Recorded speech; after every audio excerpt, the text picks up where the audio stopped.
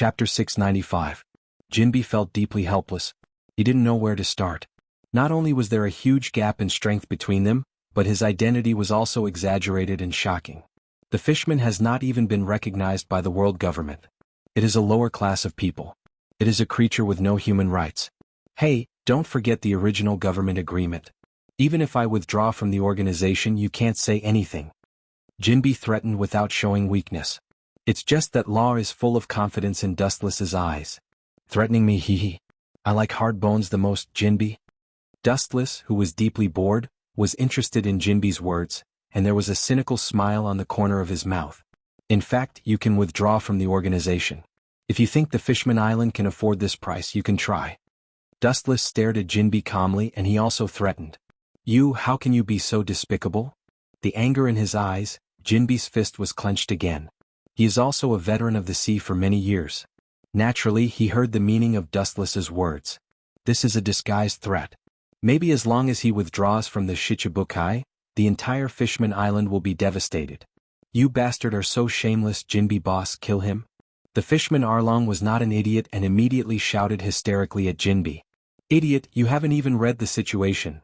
The cold eyes locked on the Fishman Arlong, Dustless's eyes turned cold, and the strange energy fluctuations instantly swallowed the Fishman Arlong. The pupils that were still shining suddenly turned, and then he fainted. What a superb Haoshiku haki. Jinbi's face was ugly. This moment of Haoshiku, even Jinbi was a little affected, and his whole body trembled uncontrollably. Even though he had been through hundreds of battles, he couldn't help but feel fear and panic in his heart. This profound Haoshiku haki, he can only think of two people, Whitebeard and Red Hair Shanks. Perhaps these two legendary figures can barely compete with Dustless. Looking at Arlong, who was rolling his eyes on the ground, Jinbi's heart was filled with anger and his fists were clenched. Actually, I can also let him go, and at the same time, I can also let your fishman race live safely in the air. With my power and special status, I can do this. Of course, there is no free lunch in this world. All of these promises have conditions. Like a ray of light in the darkness, Dustless's words suddenly made Jinbi see hope again. Jinbi choked with sobs, and his eyes were obviously filled with desire. He knew that Dustless was telling the truth, and with his status, there was no need to lie to Jinbi. With Dustless's status, Dustless could easily do it. What are your conditions? Jinbei's hesitant eyes finally turned into determination, and his voice even trembled. This is very simple, it depends on how you choose, it's completely up to you, Jinbi. Dustless's face swept a mysterious smile, and then the corner of his mouth was close to Jinbi's ear. After a while, Jinbi's face changed greatly, and his hopeful look was replaced by anger and killing intent. He gasped for breath. He didn't expect Dustless's conditions to be so absurd.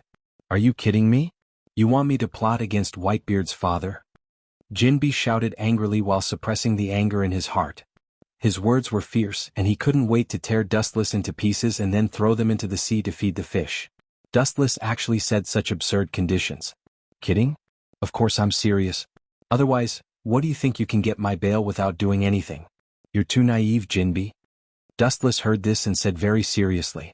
Jinbi and Whitebeard's relationship is not shallow, even compared to the group of sons.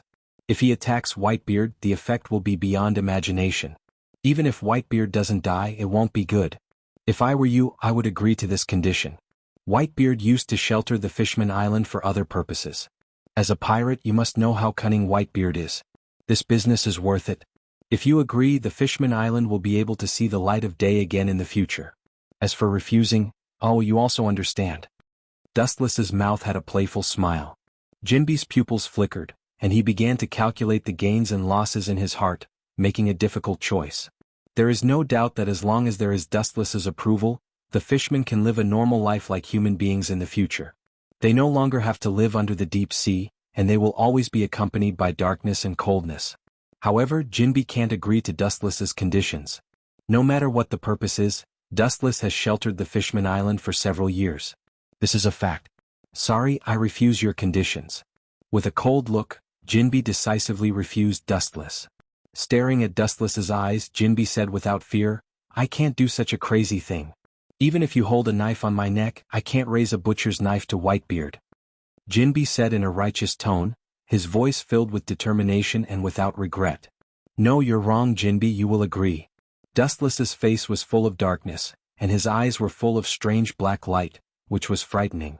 The flames burning in his eyes were enough to swallow and burn the whole world.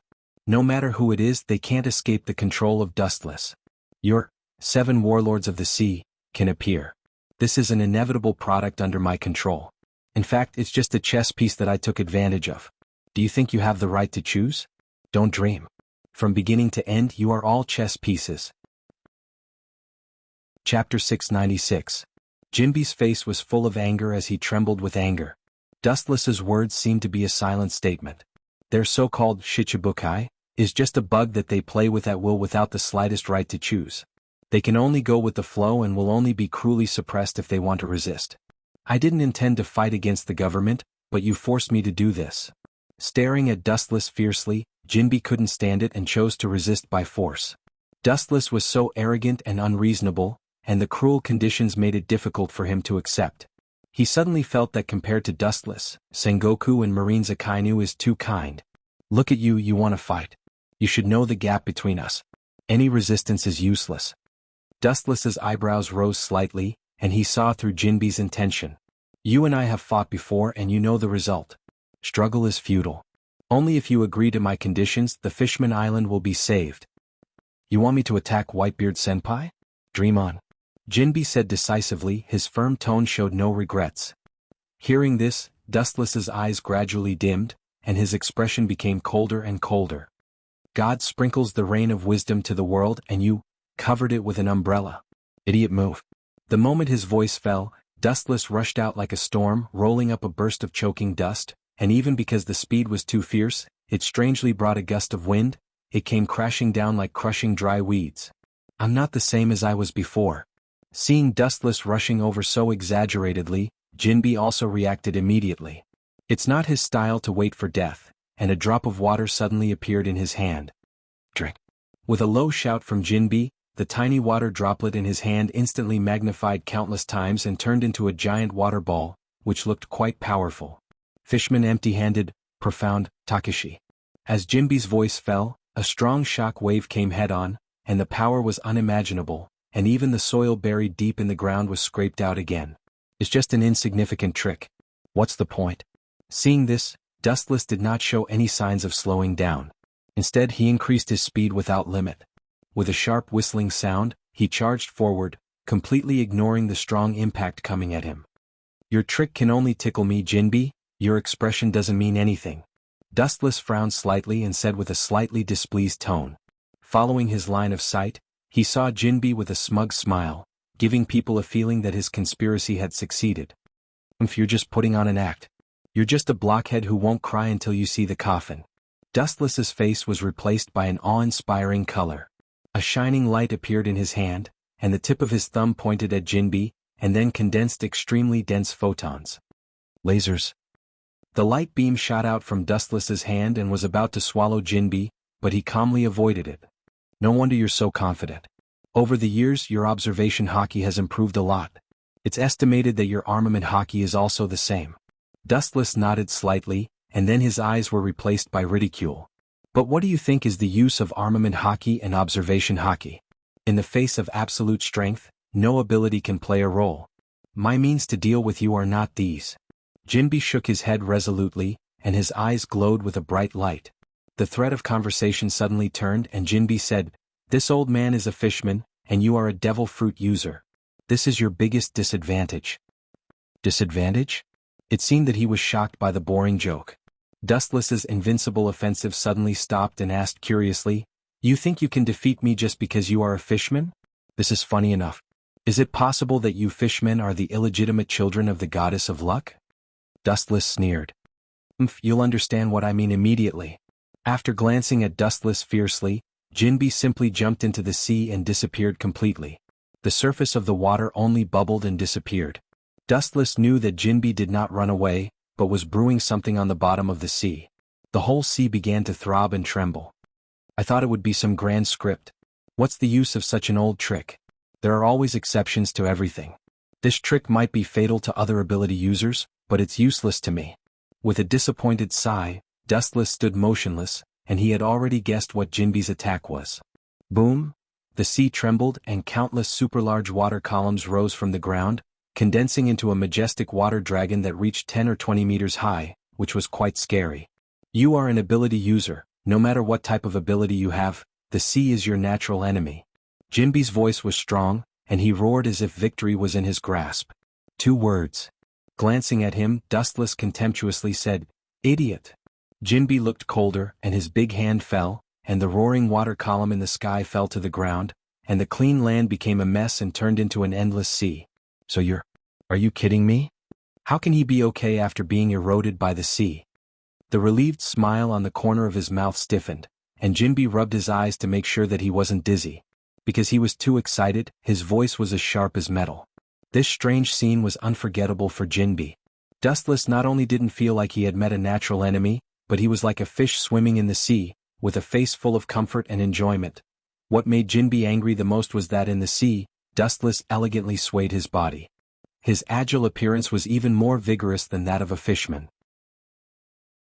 Chapter 697. Wuxian swam vigorously in the water. His elegant posture made Jinbi's old face twitch. In his heart he cursed. If it weren't for the years of suffering, his shrewdness would have been practiced to the point of perfection. Otherwise he would have already spat out blood. Even so, Jinbi was still trembling. He felt darkness in front of him. The world in front of him was full of despair. Wu Chen's cheerful wandering posture was mocking his powerlessness in disguise. The trick he had painstakingly thought about for many years became a joke in an instant. Jinbi's inner thoughts were complex, and he had no words to express his bitterness. "Didn't I tell you before, Jinbi?" When Jinbi's old face was black, Dustless's voice suddenly sounded. The voice was very soft and there was no ridicule in it. He said lightly, "Everything has an exception and I am exactly that exception. Even if I have the devil fruit, I am immune to seawater. No, it stands to reason that I am immune to any ability in this world." The seawater that he painstakingly gathered dissipated, and Dustless also came into view. Jinbi's eyes widened, and he naively thought that Dustless would show signs of dehydration. Unfortunately, his wish was destined to fail. Dustless came into view. His face was rosy, his skin was clean and lustrous, and his clothes were dried. He looked healthy and lively. "I wanted to make you happy." "Oh, sorry, it seems that my humanized service has backfired." Dustless said helplessly, "I wanted to deliberately reveal a flaw to make you happy for a while. After all, it would be unfair for you to fight for so many years." Dustless said with a sincere face, but in Jinbi's eyes, it was particularly harsh.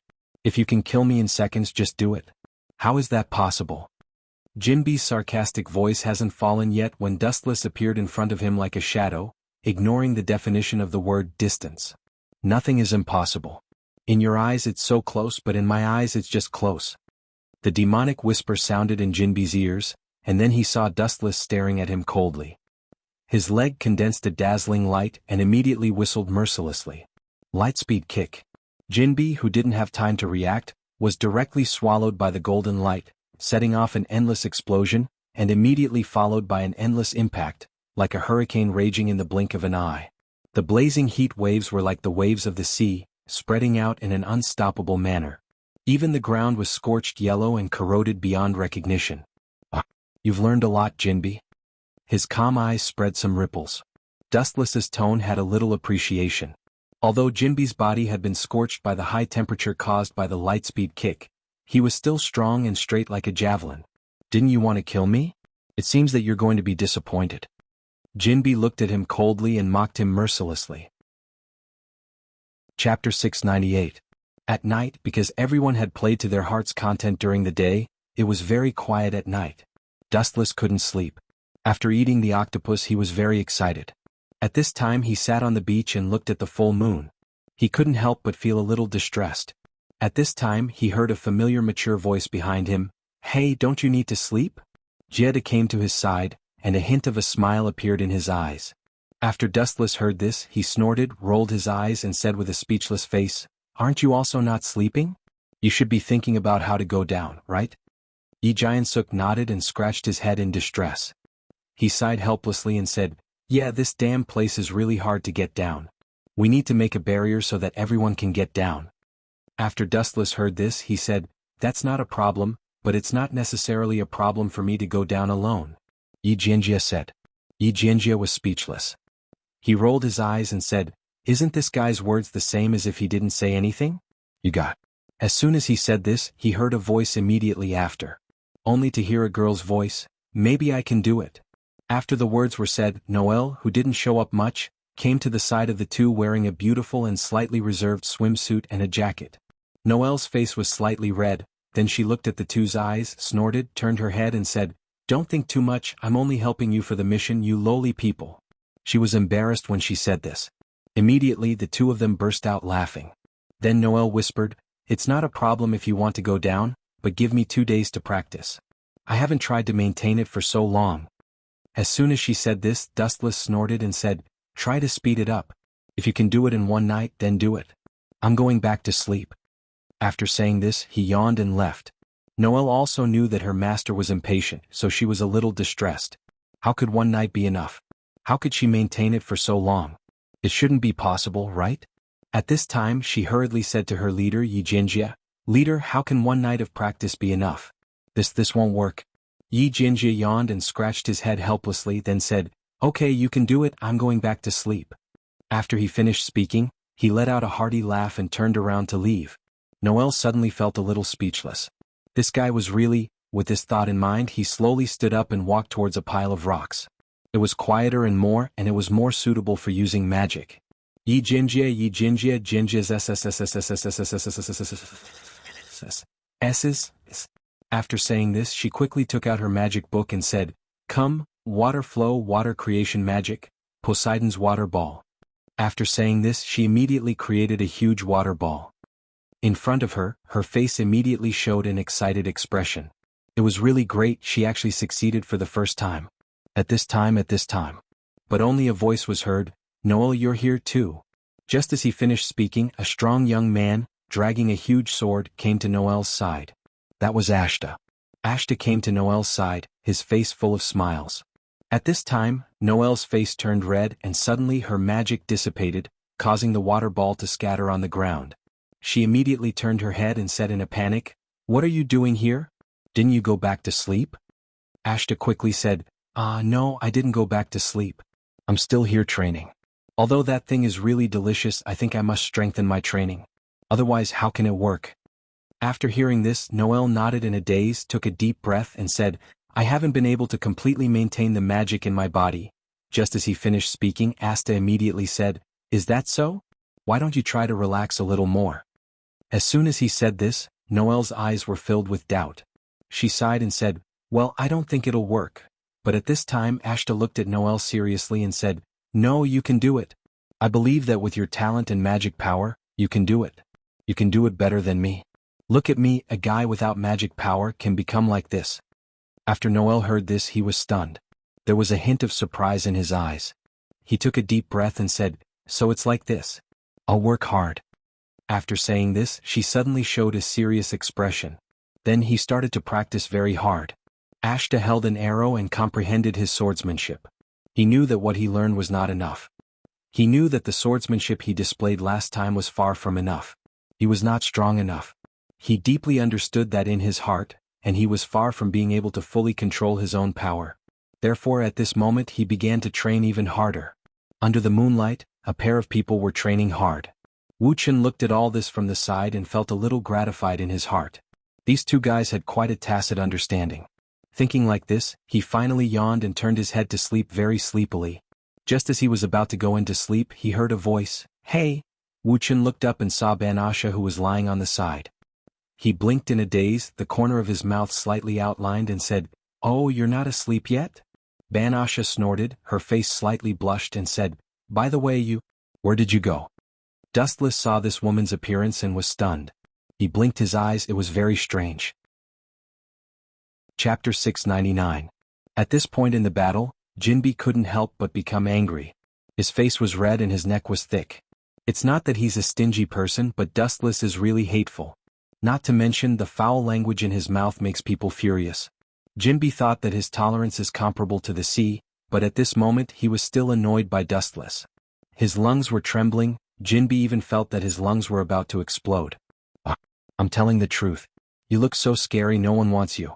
I'm afraid that even the Sea King may not dare to eat you, Jinbi," Dustless said very seriously. In the eyes of human beings, Jinbi is indeed not flattering. Die for this old man. Jinbi couldn't bear the ridicule, not because he's too narrow-minded, but because this guy in front of him is too hateful, specifically sprinkling salt on people's wounds. Water strike. Jinbi didn't talk nonsense, he waved his hand and condensed a few drops of strange water balls, completely ignoring the existence of gravity, so strangely attached in front of him. This is one of the powerful tricks unique to the fishman race. This seemingly ordinary raindrop is actually very powerful. This kind of child's trick doesn't work on me, Jinbi. His eyes rotated rapidly, and Wu Chen's eyes suddenly turned into 3 Tomo Sharingan, extremely strange, as deep and beautiful as a blood-red gem. The ripples in his eyes were like the ripples spreading on the surface of the water, with unimaginable power. In an instant, time and space seemed to be distorted by those strange eyes. The world in front of him seemed to be a mirror. The indescribable deep evil energy fluctuations made Jinbi's hair stand up, his whole soul was pierced. Whoosh! Throwing the fear and trembling in his heart, Jinbi swept out the water drops in his hand, with infinite power. The speed was as fast as lightning, it was difficult to catch the trajectory of the movement with the naked eye. Bang, bang, bang. It seems that God suddenly stood on Jinbi's side. These powerful water drops all strangely hit Dustless's abdomen, smashing him out. Jinbi saw this scene and suddenly froze. To be honest, he just wanted to delay Dustless's attack, he didn't want to rely on this trivial trick to repel him. Jinbi's eyes were filled with awe. After many years of fighting, Jinbi knew that this opportunity will not come again, and Dustless's dark red blood stains on the corner of his mouth were obviously not pretending. It's just the result of Dustless's carelessness. Jinbi's body speed was raised to the limit. In just a short moment, Jinbi, like lightning, came in front of Dustless. His eyes were full of killing intent. Remembering the cruel treatment of Dustless, Jinbi's eyes turned scarlet, his arms and his hand into a fist, his strong muscles contained explosive power. Sharkwa's fist. The powerful fist, which was enough to destroy a small mountain, blasted toward Wu Chen's head without mercy. The ground, which couldn't bear this ferocious force, burst open in an instant, as fragile as paper scraps. Dustless's eyes turned white. Obviously, Jinbi's heavy blow had made him unconscious. However, this was just the beginning. Jinbi was not going to give up on such a rare opportunity. At the very least, he had to recoup all the suffering he had suffered before with interest. 7,000-watt roundhouse kick. His strong and powerful arm pulled Dustless up. Jinbi didn't intend to settle things peacefully. His hatred for Dustless was far more than that. 10 years ago, when invading Mariehua, he and his beloved big brother, Fisher Tiger, were crushed by Dustless with overwhelming strength. Now he wanted to take it back. Boom boom boom. With a powerful kick, Dustless flew out like a cannonball. A long and narrow ditch was formed on the ground, extending hundreds of meters away. Dustless was lying in the ditch weakly. I'm not done yet. Seeing this, Jinbi smiled cruelly, showing a bloodthirsty face. From beginning to end, he was a pirate. His tiger body suddenly shook, and countless water droplets flowed out of his body and condensed in his palm. Unlike the previous water attack, this time it turned into an unprecedented big water ball. Fishman empty-handed's profound Takeshi. With Jinbi's order, this huge and exaggerated water ball turned into an endless impact, which was not much different from a light wave without a physical body, and it swallowed Dustless in an instant. The dust on the surface of the ground was blown away by this impact, and fresh soil buried deep in the ground was simply exposed to the sun. On the other hand, Dustless was already bloody. This should be the end. Seeing that Dustless was not breathing, Jinbi wiped the sweat from his ears and breathed a sigh of relief. However, at this moment a sudden change occurred. Jinbi's spirit was in a trance, and the scene in front of his eyes was violently distorted, as if time and space were flowing backward, and he returned to the beginning. Dustless stood with his hands behind his back, and the corner of his mouth always had a calm smile, and the first impression he gave was elegant and indifferent. How is it possible? Was everything just a dream? Jinbi rubbed his eyes and he couldn't believe it. She glared at Wu Chen. Wu Chen was in perfect condition. His skin was clean and his clothes were intact. On the contrary, he was even flatter than her. Her spirit suffered an unprecedented blow. Unable to bear the burden, she fell to the ground. She didn't even have the strength to move her body. What you saw before was indeed a dream, a nightmare made by my Sharingan, Dustless said calmly. Everything Jinbi saw just now was an illusion created by Sharingan, and the reality was like this. Jinbi was completely exhausted, and he didn't even have the strength to escape, let alone fight back. Chapter 700. Jinbi's face was as pale as paper, the bones in his body seemed to have been taken away. He fell to the ground powerlessly. He looked up at Dustless who was walking towards him. According to Dustless, it was all because of the mysterious eyes. Those eyes of yours. Is it because of him? Jinbi said with fear. Looking at the strange eyes, he had a sense of panic. There are such magical eyes in the world. No wonder you are so confident. In the end, you just deliberately want to see me make a fool of myself. Jinbi's tone was filled with self-mockery, loneliness and bleakness. He thought that even if he wasn't Dustless's opponent, he could at least struggle against him. He didn't expect such a ridiculous result in the end. He was like a clown being played around with. It seems that you finally understand the gap between us. Wu Qin shook his head resolutely and then said softly, the mystery of Sharingan can't be seen by your mortal body. In fact, when this ability is activated at the beginning, for you who don't know it, you can easily kill it. Then why don't you use this ability? Is there any side effect? Jinbi asked with a little hope, just to get more useful information from Dustless's mouth. Dustless glanced at Jinbi, he also understood what he was thinking. I have already said before, if I kill you directly, it would be too unfair for you who have worked hard for many years, so I let you dance until now. In the marine, I am the only one who can be so humane. If you meet a Kainu, I think I don't need to say it, you know what the consequences will be. Dustless looked at Jinbi with a grateful expression. Jinbi frowned, he didn't comment on Dustless's words. Among the admirals of the marine, a Kainu is indeed the most cruel and extreme admiral. Once caught by him, sometimes directly surrendering will also be cruelly burned to ashes by a Kainu. Humph, don't even think about making me sneak attack Dustless. That kind of despicable and shameless thing, I can't do it. Jinbi said in annoyance as he remembered Dustless' purpose. The person he respected the most was Whitebeard.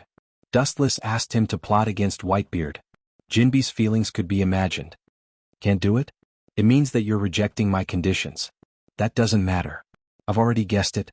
Shrugging his shoulders, Wu Qin didn't care. His next sentence sent Jinbi to the 18th floor of hell. However, it's not up to you to do it. You don't have the right to choose. As soon as his voice fell, without waiting for Jinbi to react, his Sharingan began to rotate rapidly. How could you have your way? At this moment, Jinbi suddenly opened his mouth and dense water droplets shot out of his mouth like a sharp sword, stabbing towards Dustless's eyes. The eyes of humans were the weakest and the weakest part of their body. Not only humans but all creatures are the same. I expected you to do this, but you don't know how to be quiet. Ken Susanu. Over the years, Dustless has been regarded as the biggest alien and monster among celestial dragons. Most celestial dragons are afraid of Dustless's unprecedented strength and dare not speak out. They can only talk about him behind his back. Dustless doesn't care about this. It's easy to block a person's mouth, but it's difficult to block a person's heart. Anyway, it won't last long and sooner or later it will be eliminated by the law of the jungle. By the way, where did the little girl Yueshi go? She used to be very happy. Frowning slightly, Dustless asked. Yueshi used to come to Dustless early in the morning, taking him to walk around and teasing some celestial dragons who didn't open their eyes. Miss went to bed at 3 or 4 o'clock in the morning last night, and now she's still in bed. Hancock said helplessly, the father and daughter are the kind of people who like to stay in bed. Hey, this is really a once-in-a-lifetime opportunity. Hearing this, Dustless smiled happily, but in Hancock's ears, it was particularly gloomy. Go and find me a set of suitable clothes. The clothes of celestial dragons are too bulky and not suitable for walking. Dustless, who was uncomfortable, said unhappily. No, master, that group of people will talk about you behind your back. Hancock still can't give in. For her now, Dustless is everything to Hancock. It is a shame to be degraded by the group of incompetent celestial dragons. Are you sure you don't want to take it? Dustless asked with a smile. Hancock nodded resolutely and still refused to give in. Kacha. The violent chakra rushed out of the body. Dustless's celestial dragon's clothes were shattered in an instant, revealing strong and smooth skin. Master, you. Seeing this scene, Hancock couldn't help but be dumbfounded. Suddenly, she felt her body was light and was hugged by Dustless. The hot breath of the man entered her ears and nose. Hancock's face was red, although she and Dustless were not the first time. Disobeying this, master, you must be punished. Dustless's face had a playful smile, and his eyes were particularly explicit, easily penetrating human clothes. Hancock was not a naive little girl. She already understood what Wu Qin wanted to do. Her face turned red. She knew that it was still daytime. You are too cunning. It turned out to be a once-in-a-lifetime opportunity. Hancock struggled with a red face, realizing that Dustless was deliberately like a turtle in a jar. Wu Qin didn't care about this and just laughed it off. Appetite and lust were part of human nature. He was really stifled. This period of time, that brat Yushi had been making a ruckus all day long, causing him to not have a suitable opportunity to nourish himself. Now that Yushi was sleeping, such a rare opportunity, Wu Qin naturally wouldn't let it go easily. Chakra erupted from the palm of his hand, and Hancock's clothes suddenly turned into debris. Chapter 702. Although there are essential differences between Dustless and other Tenryubito of Mariewa, they are still quite similar in some aspects, such as the aspect of women. Creak. Creak. The powerful force made the big bed creak.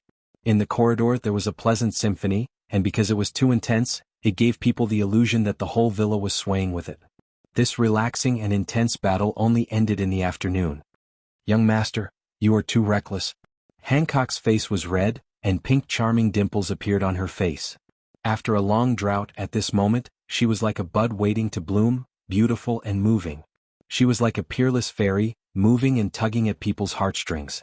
The extinguished flame in Wu Chen's heart burst out again uncontrollably. Young master, Miss should have woken up. I'll serve her to dress. The shy Hancock quickly escaped. Wu Chen's eyes looked as if he wanted to swallow her, causing Hancock to be frightened. She hurriedly fled like a fox. Because of Dustless's abnormal physical strength, Hancock was devastated and walked unsteadily. This little girl, she is so charming. Opening the window and taking a breath, Dustless's heart calmed down and he stared at the blue sea in the distance. His heart began to wander, thinking about the current situation. The Straw Hat Pirates are now just young fledglings and can't be used. The New World's Xianxia, 4 emperors, has been quite quiet recently. Of course, because Dustless kidnapped Fire Fist Ace, the Whitebeard pirates have been on the verge of going berserk. Many pirates who had a grudge against Fire Fist Ace in the past were suppressed by Whitebeard in bloody means. Dustless Sama. Pure white broke out of the ground and White Zetsu came into sight. 7 warlords of the Sea Crocodile, recently investigating the underground palace of Alabasta. White Zetsu revealed the whereabouts of Crocodile. His tone was unprecedentedly dignified. This guy was an ambitious person. He was as dangerous as his nickname, Sand Crocodile. He usually lurked quietly in the water. Once he launched an attack, it would be a fatal attack. In particular, Crocodile and Dustless still had a great grudge, and it could even be said that they would not rest until one of them was dead. That kid. He's too naive. What's the movement on the marine side? Sengoku has been paying attention to Crockett's movements and should have made a preparation plan. Dustless was very sure. A few years ago, Sengoku had put Crocodile on the blacklist. Although he was a Shichibukai, Sengoku still treated him specially and secretly sent marine spies to monitor his every move. Dustless, as a high-level marine, also knew this. Crocodile is very scheming and terrible. The intelligent Sengoku naturally knows that he joined the Shichibukai for other purposes and has never been careless with Crocodile. Sengoku has noticed the relationship between Nico Robin and Crocodile. It seems that he has sent Kizaru over. White Zetsu said solemnly. He didn't sympathize with Crocodile. This guy was just a chess piece. Robin was actually Dustless's people. Once she was caught by Kizaru, the consequences would be unimaginable. Maybe Nico Robin will be killed directly. White Zetsu's tone was worried. Nico Robin was secretly arranged by Dustless for the Straw Hat Pirates. If she was killed by Kizaru, it means that everything done before may be in vain. Impossible. Sengoku will not kill Robin. It is estimated that he will let Robin secretly interpret the poneglyph and plot the location of the ancient weapon Pluton. Dustless instantly understood Sengoku's intentions. From the beginning, the world government has been chasing after the ancient weapons. If they can catch Nico Robin, they will not kill her, but use her genius brain to find the trace of Pluton. But Robin is my people. It's not Kizaru Ranching's turn to point fingers. His eyes flashed with cold light. Dustless's tone was cold. The overall plan can't be changed because of Kizaru's sudden appearance. Even if he is a marine admiral, he is not qualified. It is reasonable to say that the subordinates of the Shichibukai can't be detained by the marine headquarters, but Nico Robin is a special case. There are too many things involved. It is worth Sengoku to take a risk. Even if the Gorosei knows, they won't blame Sengoku. Where Kizaru came from, we just need to drive him back. Thinking of Borsellino's wretched old face, Dustless had no good feelings. Dustless nodded in agreement. Robin is the hidden weapon of the Straw Hat Pirates in the future. She can't be captured by Kizaru. Crocodile can't resist an admiral. They can only rely on Dustless. Then again, Nico Robin is an important wanted criminal of the world government. Although the bounty is low, she is much more important than some pirates with bounties of hundreds of millions. Crocodile is careless. White Zetsu wondered. Crocodile is not an idiot. He knows the importance of Nico Robin.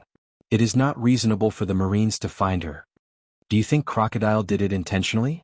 Dustless asked with a smile. Then he shook his head resolutely. His tone was magnetic and full of wisdom. No matter what Crocodile does, it doesn't matter. In the face of absolute strength, all conspiracies and tricks are reflections in the water. Crocodile is as cunning as a mouse, but in the face of Kizaru, any of his strategies are useless. Without the intervention of external forces, Robin will definitely be caught by Kizaru. Rumble. At this moment in the quiet room, the sound of the Den Den Mushi broke the quiet atmosphere. Looking up, the Den Den Mushi kept shouting and even its expression was extremely cautious. Dustless's brows furrowed slightly but still walked over. Chapter 703. Wu Qin strode forward with his head held high. There was a heroic spirit surging between his brows. Even though this world had been disrupted by him, some general events were still unavoidable. For example, the Alabastan incident is still the same as before. The only change is that the Marine Admiral Kizaru suddenly intervened.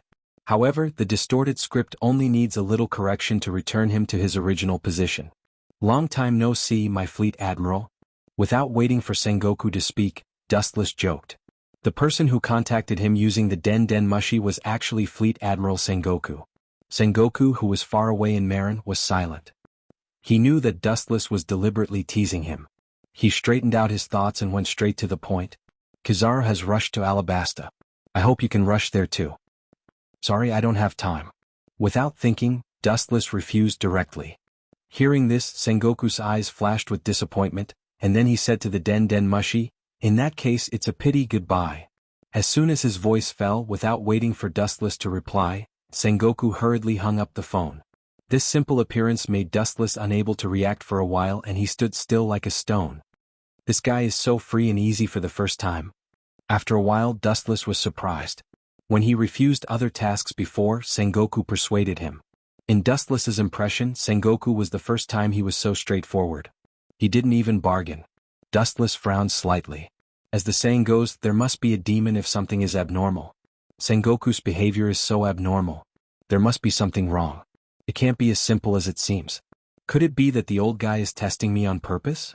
Wu Qin guessed with a shrewd look. This is the most likely. Sengoku is meticulous. The most terrible thing is not his strength but his intelligence. Sengoku is known as the wise general by the world. After a while, Dustless shook his head slightly. Only Hancock knew about his relationship with Nico Robin. Hancock naturally wouldn't betray Dustless. Gather all your clones in Alabasta. Tell me immediately if there's any trouble. Although he didn't know what Sengoku was planning, Dustless still asked White Zetsu's clones to scatter all over Alabasta.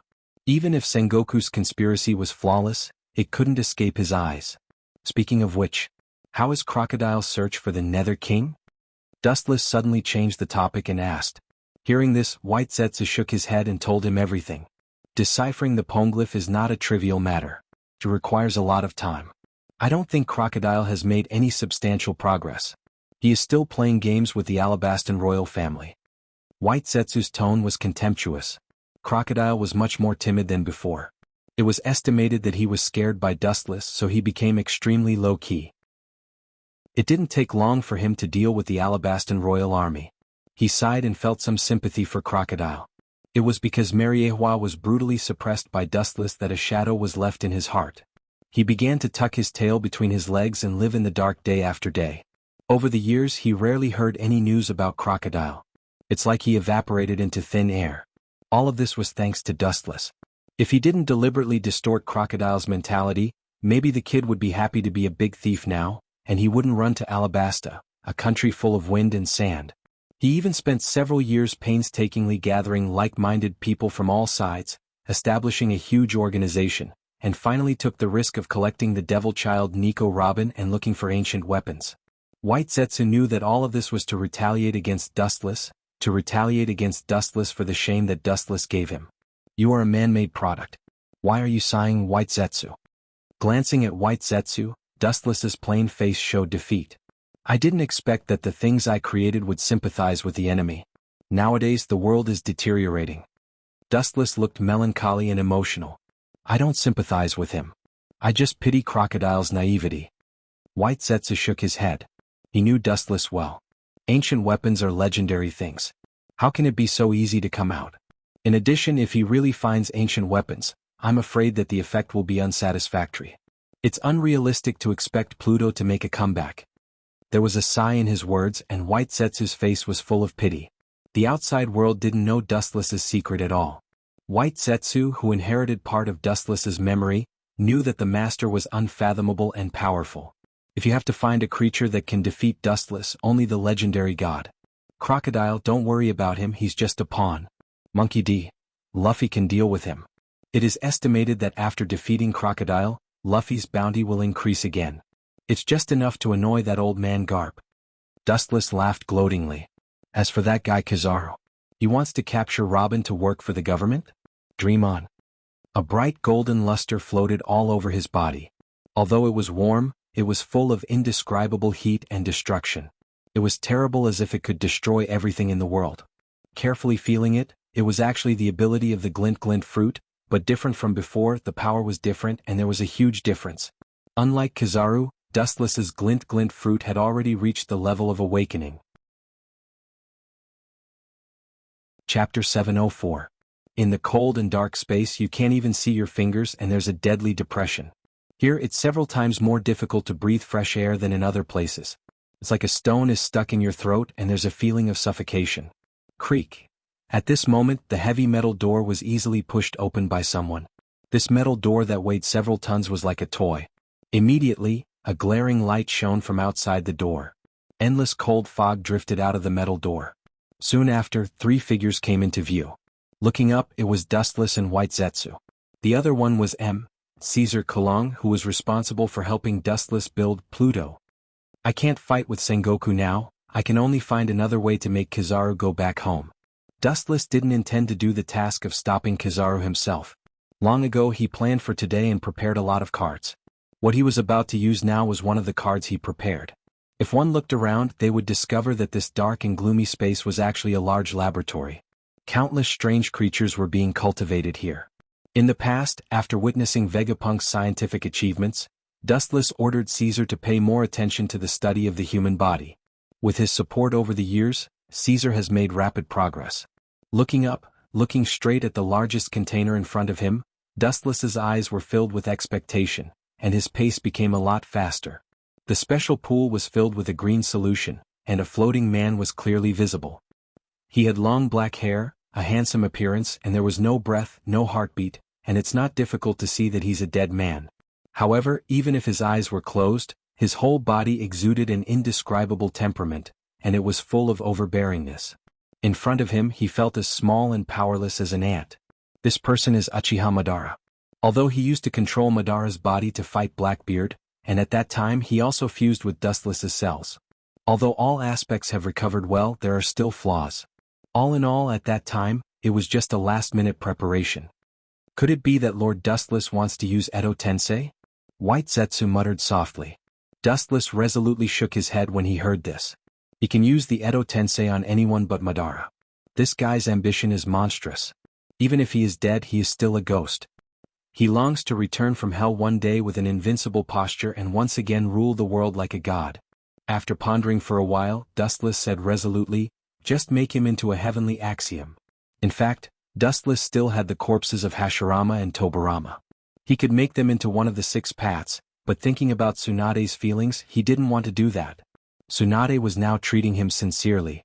If he turned her grandfather into a puppet, it would be too cruel. Besides, compared to Hashirama, Uchiha Madara wasn't bad. With a slight shift of thought, countless black iron rods appeared in his hands. This guy is my perfect test specimen. Do you want to ruin him like this? Looking at the iron rods in Dustless's hands, Caesar's face was full of reluctance and heartache. Although he didn't know what Dustless was doing, he was sure that he was using his precious test specimen for experiments. Uchiha Madara's body was given to Caesar by Dustless, and it took him several years to maintain the current state. Of course, it was also thanks to Dustless's cells that he was able to repair it so perfectly. You only dealt with the first few processes. The final processing process will be done by Dustless-sama. Turning his head and glancing at Caesar, White Zetsu said indifferently. He has always been respectful to Dustless, but for the other subordinates of Dustless, White Zetsu maintained equal status. Humph, the greatness of science, you know nothing. This is my perfect work. Seeing White Zetsu's arrogant look, Caesar shouted unhappily. White Zetsu just glanced at him and then he was silent. He was created by Wu Qin, and he also inherited some of Wu Chen's personality. He was a man of few words and didn't like to talk nonsense. Especially with Caesar, who was a neurotic person, he had nothing to say. Puchi. The black iron rod was inserted into Madara's body, and it contained unimaginable power. Madara's lifeless body moved strangely. How is this possible? Caesar's eyes widened as he witnessed Madara's slightly twitching body, and he couldn't help but roar out loud. Shut up, I can't concentrate. Slightly squinting his eyes, the black iron rod in his hand appeared again, and once again, it went deep into Madara's body. This time the location was the head. What's more strange is that Madara's eyebrows were slightly raised, and then under Caesar's stunned gaze, he opened his eyes. He's a zombie. Seeing this, Caesar screamed sharply with a roar of steel. Is this guy the reincarnation of God? Can he bring people back from the dead? Caesar's body trembled, and his pupils expanded to the largest extent in his life. His eyeballs were even about to burst out of their sockets, and they were permeated with dense blood. You're the world's #1 scientist all day long, and you're so ignorant. White Zetsu took the opportunity to satirize. When it's time to hit the face, decisive counterattack. This is also a characteristic inherited from Dustless. Caesar, however, didn't care. He was panting like a cow and his face was flushed. Caesar's eyes widened and he stared at this unprecedented scene. He lost his mind like a child, quietly waiting for Dustless to perform a miracle. Chapter 705. These black iron rods were undoubtedly the tools used by Dustless to control Madara. They were created by Dustless's will, and without them Madara couldn't be controlled. Oh, I'm afraid you never dreamed that one day you would be transformed into a puppet by me? Dustless looked at Madara with a smile on his face, and he couldn't help but sigh. Dustless suddenly remembered the young him in the past. At that time he was just a pawn working for Madara. Looking back now, Dustless felt like he was in a dream. Even though he was 50 years old, every time he thought about it, he was still confused. So powerful. Caesar's eyes were shining, and the way he looked at Dustless changed dramatically. Before, it was just simple respect, but now it was like looking at a god. In his eyes, a human being with a mortal body would not be able to reach such a level. It's normal for Caesar to have such an idea. As a native of this world, he doesn't understand and has never seen chakra, a power that he has never been involved in. After a while, Madara was full of catheters, and under Caesar's surprised gaze he finally stood up. It's the first time I'm using it, although it's not smooth. But it should be no problem to deal with Kizaru. Dustless said calmly. Kizaru was just an admiral of the marine, so it wasn't difficult to stop him. Dustless glanced at Caesar, who was fascinated and puzzled, and couldn't help but shake his head. Naturally, he understood what this old guy was thinking. This wasn't a product of science but his will. It wasn't something that could be understood by the word science. Yin-yang release was beyond scientific knowledge. Plop. At this moment, with the sound of water flowing, Madara stood up from the pool, and his whole body was full of catheters. His whole body was expressionless, no different from a machine. Dustless wasn't an Uzumaki Nagato. Even though it was his first time using it and he wasn't very proficient in some areas, he could still control Madara from a distance. 1 meter and 10,000 meters meant the same thing to him.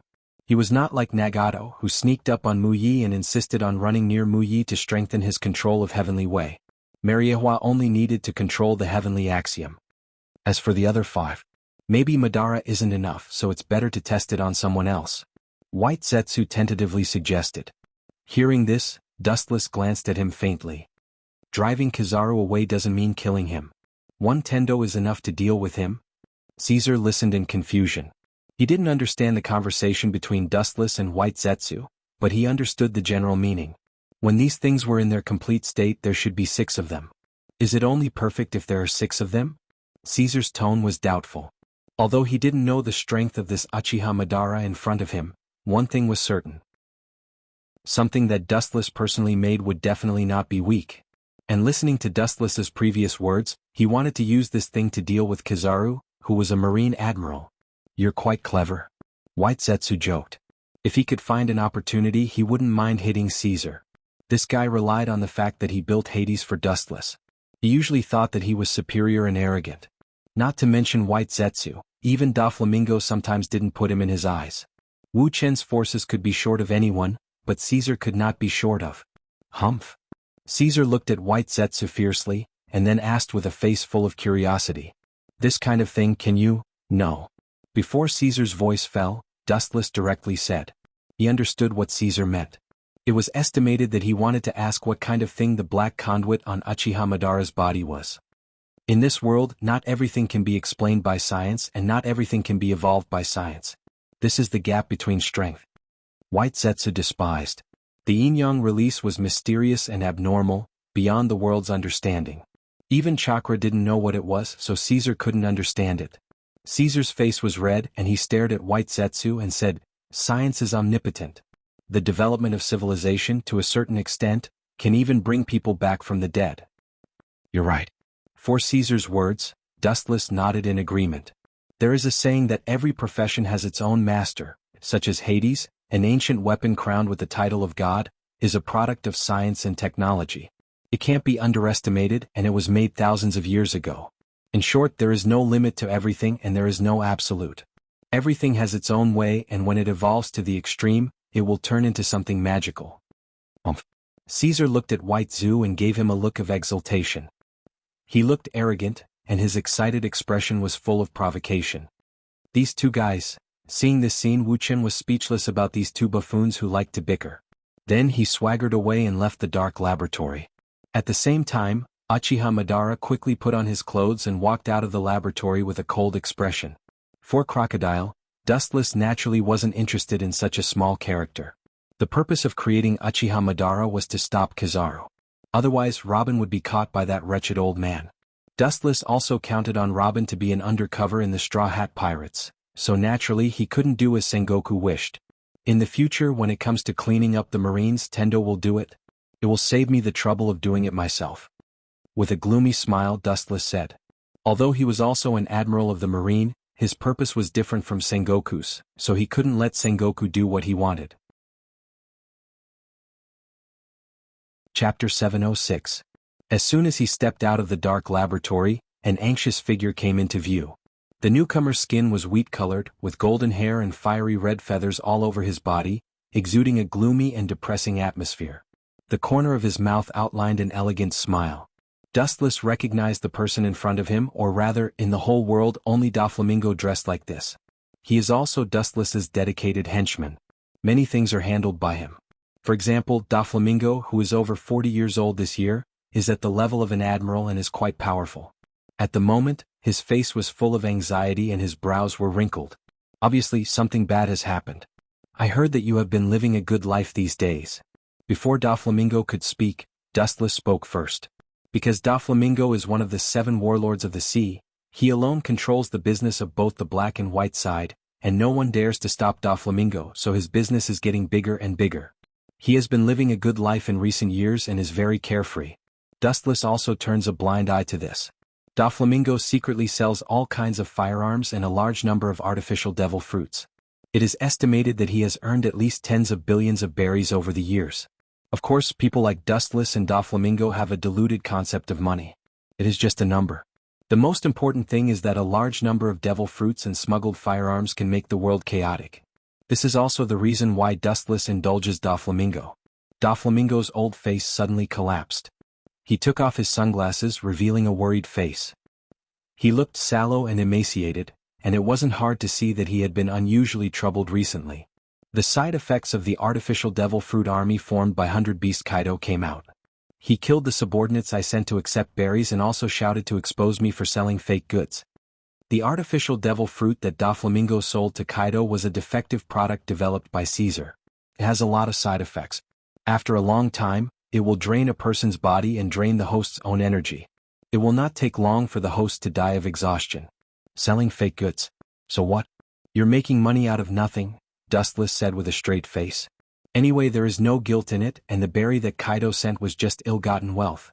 That bastard, he said that he would inform the Marine headquarters about the news of me selling artificial devil fruit. Doflamingo gritted his teeth and roared. That old man is quite smart. Dustless nodded slightly, secretly praising Kaido's quick-wittedness. Privately developing artificial devil fruits was not a small crime, especially when Doflamingo sold it to the world's pirates, even the Revolutionary Army's troops and some war-torn kingdoms. The world government would definitely not be able to bear the consequences. Even the Shichibukai could not bear the anger of the Gorosei, 5 elder stars. Selling the artificial devil fruit to the Yonko, 4 emperors, was not a joke. It's a trivial matter. If he wanted to tell the Gorosei, 5 elder stars, and the Marine headquarters, what you did was already in broad daylight. Even if I cover up for you, it's useless. Dustless explained with a smile. Doflamingo was stunned. Indeed, since Kaido did not inform the government and the Marine, it means that there is still room for maneuver. It's estimated that he wants the real thing, not the previous fake products. Dustless's eyes flashed. His eyes were shining as clear as water. Dustless naturally knew what Kaido's idea was. It was nothing more than to truly complete the artificial devil fruit. He did not expose Doflamingo but quietly explained everything. After all, only Doflamingo has artificial devil fruit in the world, and Kaido does not want to lose this only source. How can that be? That guy is ambitious. If we give him the real devil fruit, he will definitely repay kindness with ingratitude in the future. He will use the artificial devil fruit to deal with us. This is supporting the enemy. Doflamingo struggled. He hated Kaido very much. Now that he wants to support the enemy, it's better to kill him. What about supporting the enemy? Look at the long term. Dustless said without changing his expression. Even if he gets the artificial devil fruit, Kaido will form a devil fruit army to attack the Marine and other pirates. For the time being, it will not be Dustless's turn. And funding Kaido to beat the Marine and other pirates, Dustless doesn't think there is anything wrong with it. This is also a disguised use. Using Kaido to weaken the strength of the pirates and the Marine will reduce the resistance when they rule the world in the future. What if that old guy doesn't know? You also know that the higher the status of a pirate, the more greedy they are. Doflamingo still struggled. Doflamingo had a bone-deep hatred for Kaido. Back then he was beaten by Kaido until he was looking for his teeth on the ground. If it wasn't for Dustless arriving in time and saving him from the tiger's den, perhaps many years ago, Doflamingo would have already gone to the underworld to report. If that's the case, let him shut up forever. Behind Wuxian, Uchiha Madara's eyes shone with a cold light, and his whole body exposed an extremely powerful aura. His whole body's temperament was like an unsheathed sword, invincible and extraordinarily overbearing and oppressive. It's obviously a dead body. How can it be? Doflamingo's face was full of horror. Looking at the long black hair of Uchiha Madara, he felt a heavy oppression, making his forehead uncontrollably break out in cold sweat, and his face involuntarily showed fear. Doflamingo felt a fatal threat from this man who was covered in all kinds of black iron rods.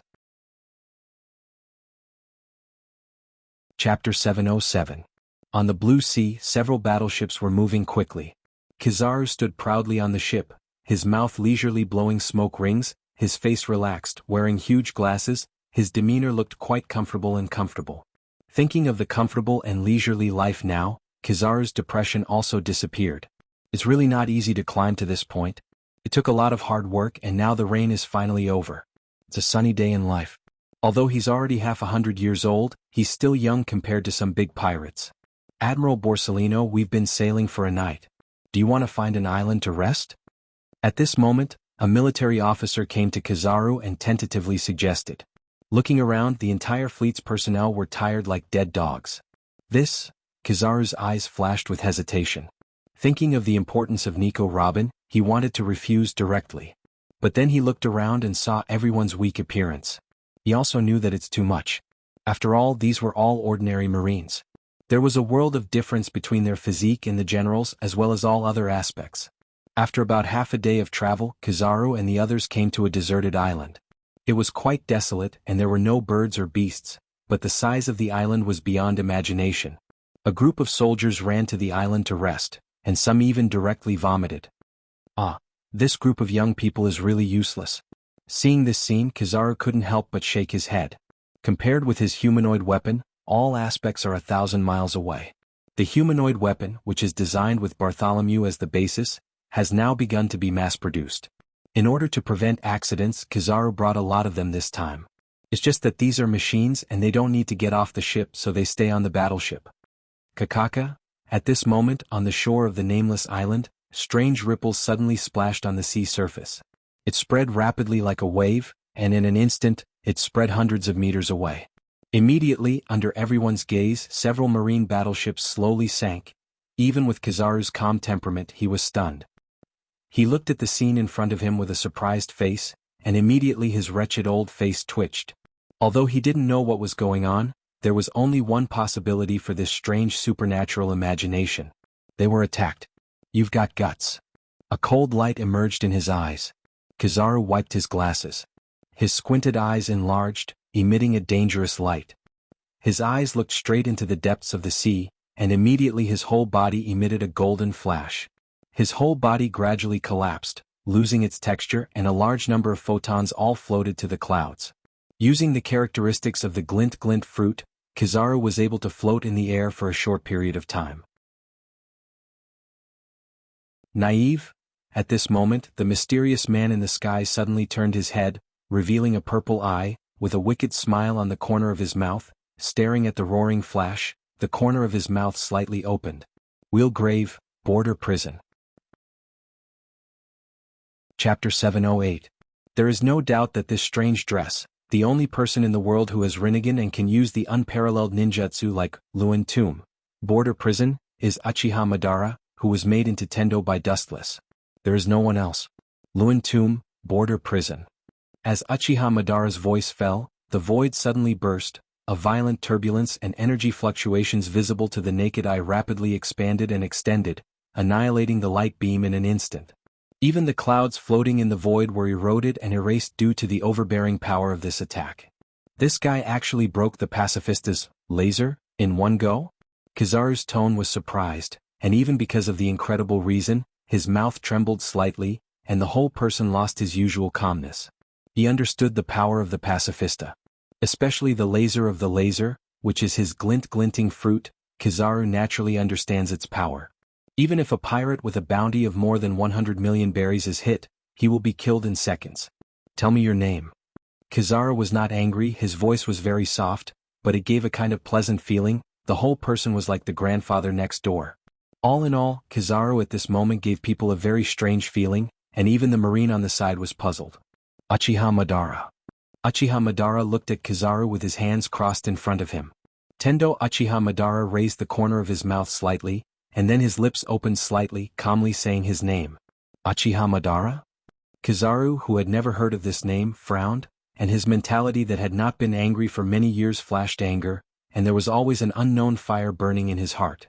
He didn't know why, but he always felt that Uchiha Madara's every move and every word was full of contempt, as if nothing in the world could be reflected in his eyes. Kizaru, this kid is smart. Dustless, who was far away in Mariehua, laughed.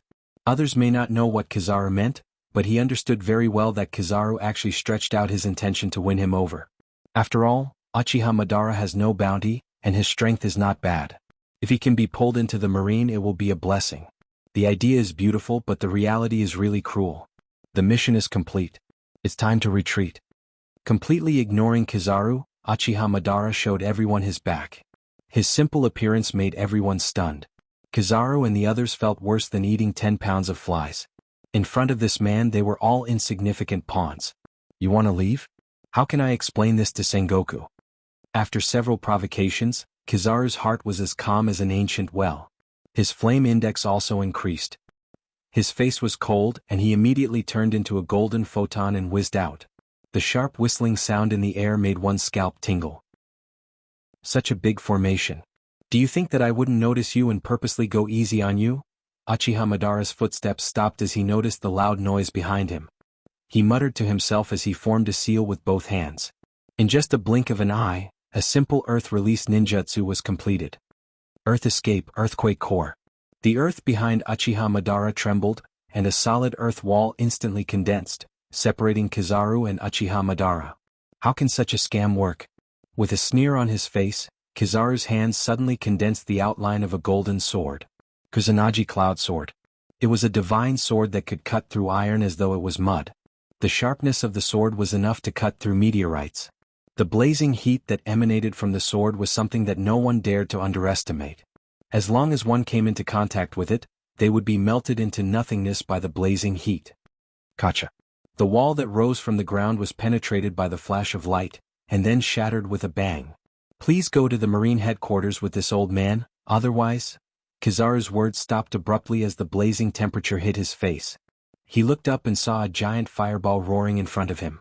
Due to its terrifying power, the ground was scorched yellow and hideous cracks appeared. It was no different from a riverbed that had been dry for several years. In an instant, it swallowed Kizaru and passed through his body. So strong, looking at the fireball penetrating his body, Kizaru couldn't help but take a deep breath. Perhaps if he didn't launch his elemental transformation ability at the last moment, he would have been seriously injured. This guy. What kind of ability is he? Paramecia? It shouldn't be. Logia? It doesn't seem to be. Kizaru carefully looked at Tendo Uchiha Madara, and his clear mind fell into a dead end. It was the first time he met such a tricky enemy. However, thinking of his huge advantage, Kizaru's old face changed faster than flipping a book. The biggest advantage of the glinting fruit is its terrifying speed and powerful strength. With a golden luster, Kizaru completely ignored the distance.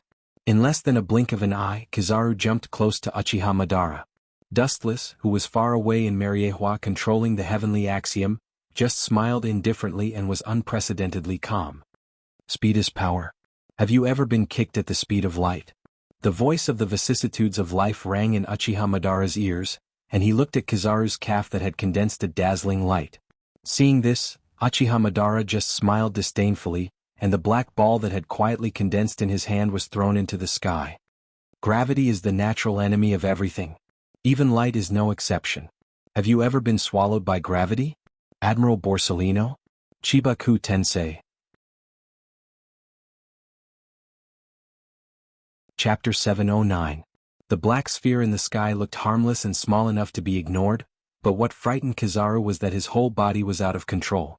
Instinctively, he wanted to turn into a flash of light and slip away, but the deadly gravity made him afraid to take risks, and an inexplicable voice in his heart warned him not to elementalize. Ka. The earth kept trembling and jumping like a swamp, extremely fragile. Boom boom boom. He didn't know how long it took, and finally the earth, which could not withstand this gravity, burst open and a huge gap appeared. The ground was easily torn apart by the penetrating gravity of Chibaku Tensei, leaving a terrible gap. Could it be that? What a joke. For the first time in his life, Kizaru's eyes showed panic. Under this boundless gravity he couldn't move an inch. His body was invisible, as if he was carrying a mountain without a physical body, and breathing was 100 times more difficult than usual. He vaguely understood Uchiha Madara's intention to use the small black sphere as the core to form an unprecedented giant meteorite. No, I'm just sitting there waiting for death. The hesitation in his eyes turned into determination as he stared at the sphere in the sky that was about to swallow the world. Kizaru was scared, and the void was obviously changing. The terrifying gravity could even distort space and time. Once he was taken in by that thing, he couldn't do anything even if he tried his best.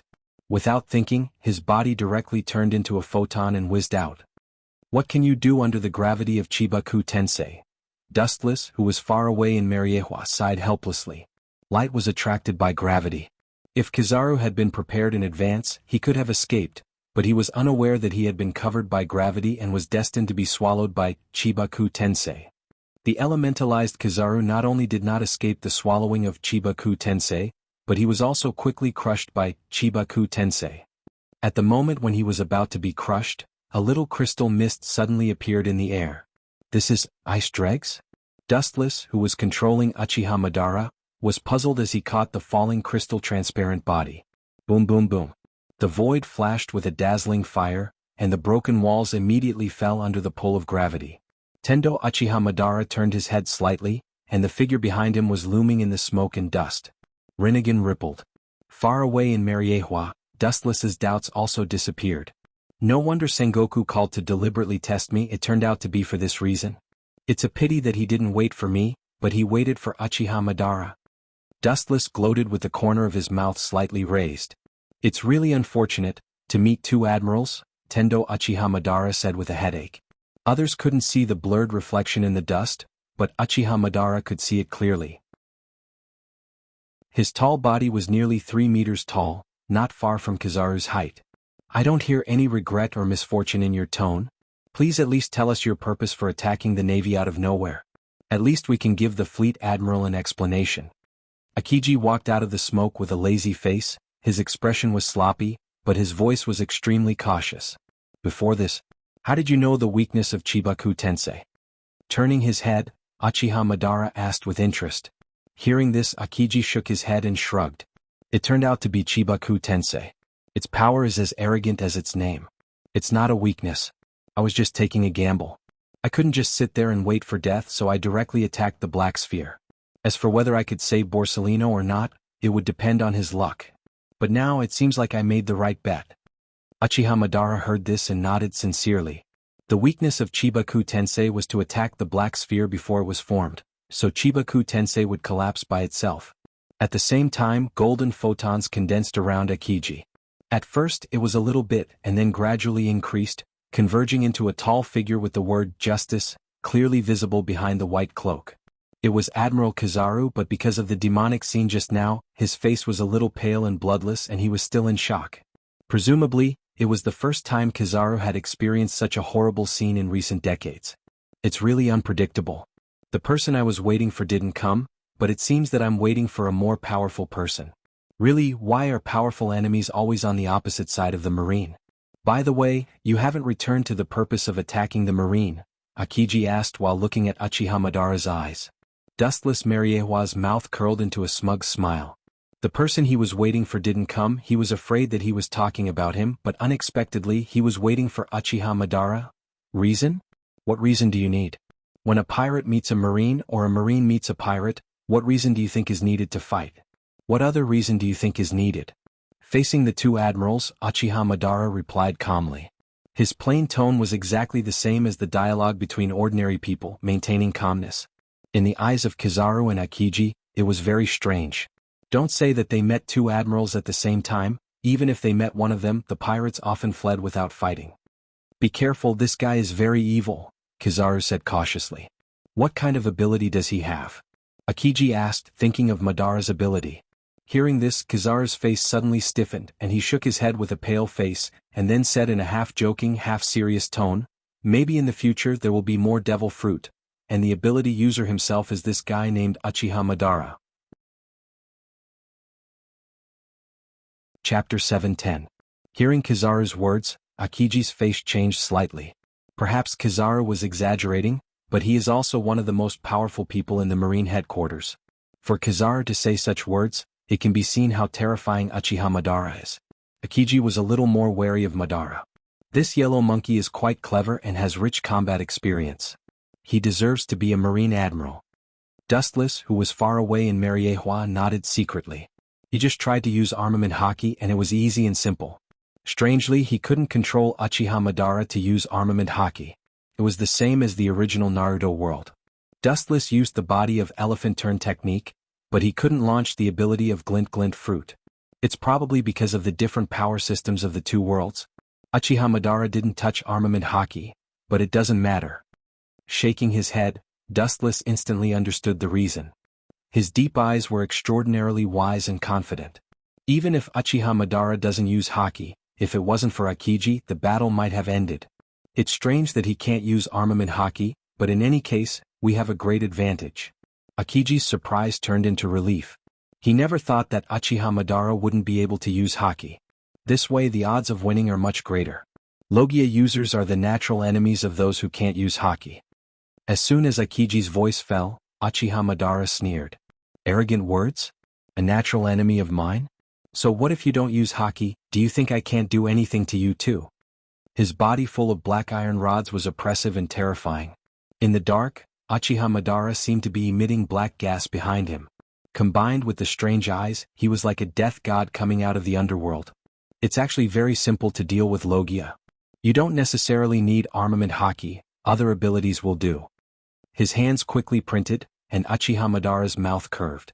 If you dare to use the elements, you can try it. This guy is really arrogant. With a snort, Akiji's eyes flashed with a cold light. At the same time, Uchiha Madara's handprint was completed, and an endless sea of fire spewed out of his mouth. Fire style, grand fire annihilation. Scorching hot flames that almost covered the entire sky came rushing over in a grandiose manner. This unprecedented scale covered the sky and covered the earth. Even the sky was dyed a deep red, and the scene was extremely spectacular. Kizaru calmly elementalized, and so did Akiji. However, in the next second, Akiji ended his elemental transformation and revealed his original body. His old face was tense and looked a little depressed. "What's wrong? You don't dare to elementalize," Uchiha Madara teased. Akiji's expression was within his expectations. Kizaru narrowed his eyes and looked at the melted water droplets under Akiji's feet. He then looked at the hot environment around him. Kazan's body is melting. His attributes are restrained. Kizaru Xuanhuan said as he recalled the black sphere. Sometimes, the suppression of one's celestial attribute was even more terrifying than domineering. Akiji's old face was gloomy. Fortunately, he reacted in time and ended his elemental transformation. Otherwise, his body that had turned into ice would have been directly evaporated by the monstrous fire. "I say on." He leaped up and shot out long and narrow icicles from his arms. Kakaka. Countless ice dregs extended from the ground, and the earth was instantly frozen. Immediately, it rose violently and turned into an iceberg of more than 10 meters, trying to block the fire. Fire can restrain water, but water can also restrain fire, and even has an advantage. Tomb of Samsara, border prison. His eyes were filled with ripples, and then in Madara's sight, several shadows flew out quickly. Each of them had infinite power and looked no different from Uchiha Madara. Kakaka. The majestic ice mountain was instantly smashed by the shadows, and the sea of fire swept out and swallowed Akiji in an instant. The boundless sea of flames swept down with monstrous momentum. Everywhere it passed, it was a complete mess. The ground was roasted to an unbearable state. Hideous cracks appeared on the ground, and the earth was slowly cracking apart. This armament hockey is really a headache. Uchiha Madara sighed helplessly. Nonsense, even if you feel a headache, at least show some embarrassment. Your acting is really bad. Admiral Kizaru took a cigarette and said sarcastically. In the sea of fire, Akiji stood tall and straight like a mountain. However, this Akiji was not that Akiji. His whole body was as black as ink and even deeper than ink, shining in the sea of fire. Madara's eyes passed through the thick sea of fire, and Akiji, who was in the state of armament hockey, came into view. Every inch of his skin turned into hard steel, resisting the erosion of the flame. Dustless, who was controlling Madara and Mariewa, was calm and felt that this scene was very normal. Armament hockey is a universal skill in this world. Virgo, as a vice admiral of the marine, can be fully armed. There is no reason why Akiji, as an admiral, can't do this. Moreover, he was better than Virgo in every aspect. This feeling is really uncomfortable. Looking around at the blazing sea of fire, even because the fire was too fierce, it burned on Akiji's whole body, and the hot temperature was enough to evaporate everything. Akiji, who was in armament hockey, looked cold. As long as he was elementalized, he was afraid that he would be annihilated on the spot. Akiji's heart was filled with unspeakable grievances. Being forced to such a point by a person who could not use armament hockey, Akiji felt bad luck and helplessness, and at the same time, there was fire in his heart. Chapter 7:11. Water and fire were naturally two opposite attributes. The moment the fire appeared, Akiji felt uncomfortable all over, as if he was going to be melted. His body kept sweating. Water can restrain fire and fire can restrain fire. In the end, who can restrain who and who is better depends on the level of strength. You seem to have forgotten the existence of this old man. Kizaru's calf condensed a powerful flash, and the dazzling light could burn human eyes, making people not dare to look directly at it and instinctively close their eyes. Lightspeed kick. With Kizaru's voice fell, a straight ray of light shot out, cutting through the void, and in the blink of an eye, Uchiha Madara was swallowed. Seeing this, Uchiha Madara still held his hands in front of him and didn't hide. His purple pupils splashed with ripples, and his shadow immediately responded. Boom boom boom, a harsh explosion sounded out of thin air, and the earth trembled, followed by a huge fireball rising into the air, and the blazing impact spread out. On the ground where Uchiha Madara stood, a clear scorched black hole came into view. Even if you don't die, you'll lose a layer of skin," Kizaru said calmly while blowing smoke rings. "The power of lightspeed kick is amazing, and it can even destroy a mountain and tear a huge crack in the solid earth. The consequences can be imagined if a human body withstands it." "Is that so? Then you're doomed to be disappointed." In the black smoke of burning flames, a figure loomed, and the burning flames around him tried to swallow him, but they were crushed like candles in the wind. In the flames, Uchiha Madara was cold, and every time he took a step, the burning flames would gradually extinguish and collapse. Boom! With the last footstep falling, Uchiha Madara stepped out of the flames intact. "This guy, impossible, I just hit him head-on." Kizaru frowned and said with a tone of disbelief. "The mystery of Tomb of Reincarnation, border prison, is mysterious, and you ordinary people will never understand it." Uchiha Madara's face remained cold as he said indifferently, "Is it possible that my kick missed?" "Impossible." Looking at the intact Uchiha Madara, Kizaru's face was strange. At this time Akiji, who was in the state of armament hockey, also came to Kizaru. "I don't think so. Something seemed to have blocked the attack for him." Akiji guessed. He had been observing Uchiha Madara's movements. The moment he was attacked, the flash exploded in advance, and it didn't hurt Uchiha Madara's body. "You guys are quite smart." Tendo Uchiha Madara couldn't help but look at Akiji with admiration. One was probing the enemy from the front, while the other was secretly observing the enemy's every move. Their coordination was flawless. "These two guys are good." It seems that in the past few decades the strength of the three admirals has progressed rapidly. Dustless, who was far away in Mariehua controlling Tendo Uchiha Madara, sighed. "The admiral's combat experience is extremely rich." Akiji and Kizaru joined the Marine when they were 20 years old. Now the youngest of them, Akiji, is nearly 50 years old. They have been fighting pirates for 30 years. 30 years of rich experience as well as combat experience is not a joke, especially when it comes to devil fruit ability users. Some ability users have never heard of or seen before. Therefore, the Admiral's adaptability is extremely strong. Although they are extremely surprised by Uchiha Madara's ability, they still remain calm and calm. It seems that it's time to retreat. There's no need to entangle with the two of them. The mission is completed. Dustless pondered. His trip was just to stop Kizaru from capturing Robin. Now that their battleship has sunk, it means that there is no means of transportation. When they arrive at Alabasta, maybe Robin will have joined the Straw Hat Pirates and left. "Want to go? If I let you go so openly, how will I explain it to Fleet Admiral Sengoku?" Kizaru's eyes reflected a cold light, and he immediately waved his hand with great momentum. Like a sculpture of a pacifist, he moved side by side to block Uchiha Madara. A mantis trying to stop a chariot. "No one can stop me if I want to go. Not to mention the two of you, even if the Marines' top battle powers gather together, they won't be able to do it." The void vibrated, ripples visible to the naked eye, and a strong repulsive force expanded. Uchiha Madara mobilized a large amount of chakra, and there was even a little blood in his eyes. The whole person was particularly terrifying. This state was no different from an erupting volcano, full of indescribable danger. Super Shinra Tensei. The whole island trembled violently, and the high-density chakra in the body erupted. The impact was as vast as the ocean, and the earth under Uchiha Madara's feet was directly wiped out. Akiji and Kizaru were fine. Both of them were extraordinary, and their observation haki and armament haki were unparalleled. Although they were affected, they escaped the fatal surprise attack. However, the pacifist was not so lucky. Ka. The pacifist's body suddenly cracked under the impact. Even if their skin was as hard as iron, it was difficult to guarantee that they would survive. Their bodies were torn apart by the boundless force, revealing various mechanical parts.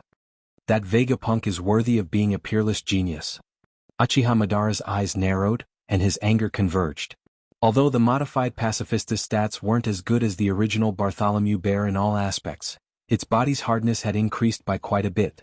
The special materials used to construct the pacifista were obviously not ordinary. Chapter 7:12.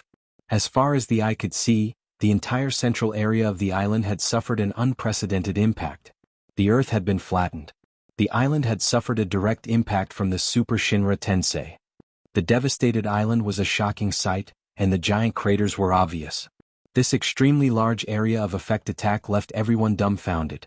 Not only that, the exaggerated destructive power was unforgettable. The entire terrain of the island was rewritten by this unprecedented attack. Kazan, are you sure the opponent we are fighting is really human? Kazar's face was covered with dust. At this moment he looked like an old man who hadn't taken a bath for many years. This should be maybe? Not only Kizaru but even Akiji had doubts. The answer sounded ambiguous. Such a large-scale attack was beyond imagination, and the two of them were fortunate enough to follow Garp and Senshi Sengoku to fight against the legendary pirate king Yoel D. Roger. Roger, who was almost deified by the world, may not be able to make such a shocking attack. One move almost destroyed the entire island. Anyway, it is necessary to investigate the origin of this guy, otherwise we can't complete the task. Kizaru flicked the dust and lit a cigarette. Hearing this, Kazan nodded in agreement and stared at Tendo Uchiha Madara, who was covered with black tubes with a frozen face. Let's go together. The moment Kizaru's voice fell, he disappeared. Looking at the fragments of the Kazuchiha Madara crushed like ants, his old eyes flashed with disapproval. These simple machines can be mass-produced as many as you want. Yasukani no Magatama. Knowing the strength of Uchiha Madara, Kizaru chose to be cautious. He waved his hand and used his most powerful move. Dark blue light erupted. Unlike the golden giant Dustless's body, a blue skeleton rose from the ground and defended Uchiha Madara. Kensusunu. With Uchiha Madara's low voice, the dark blue light turned into a real one. Clang, clang, clang. Kensusunu was swallowed in the blink of an eye. Because the light was too strong, it covered the dark blue luster of Kensusunu and dyed it golden. Ka ka ka. In the swallowed Kensusunu, the sound of bones cracking could be faintly heard. It seems that you are not invincible. Like I said, God is fair to everyone. Kizaru said calmly as he tasted the rich tobacco in his mouth. Following his gaze, the dark blue skeleton gradually collapsed. Let me give him a boost. Qingji revealed a stern expression. Both of his eyes were as sharp as a blade. Icy cold air gathered on his right arm and quickly formed a large exquisite ice sculpture. Ice, stormy pheasant beak. A huge ice bird condensed in an instant, flapping its wings vigorously, sending out a piercing cold wind, and with a powerful impact, it swept towards Uchiha Madara. The cold and gloomy air emanating from his body could freeze time and space. Ka ka ka. At the same time, the ice that froze Uchiha Madara also shattered, but there was no one inside. Originally, I had wanted to simply leave.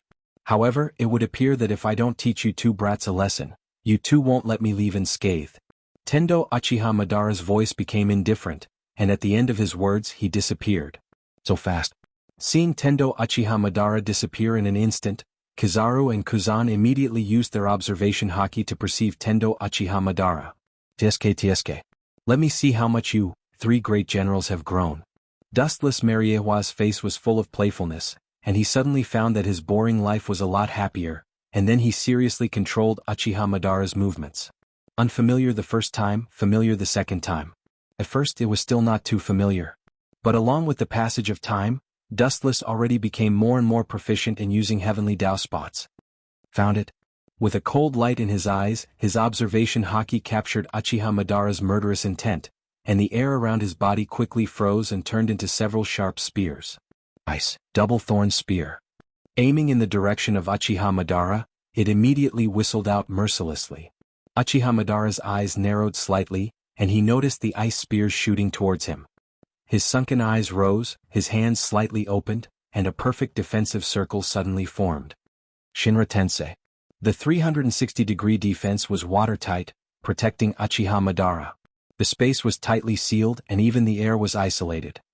Bang bang bang. Shinra Tensei was enough to defend against most physical attacks, and the ice spears were easily bounced off and penetrated deep into the soil.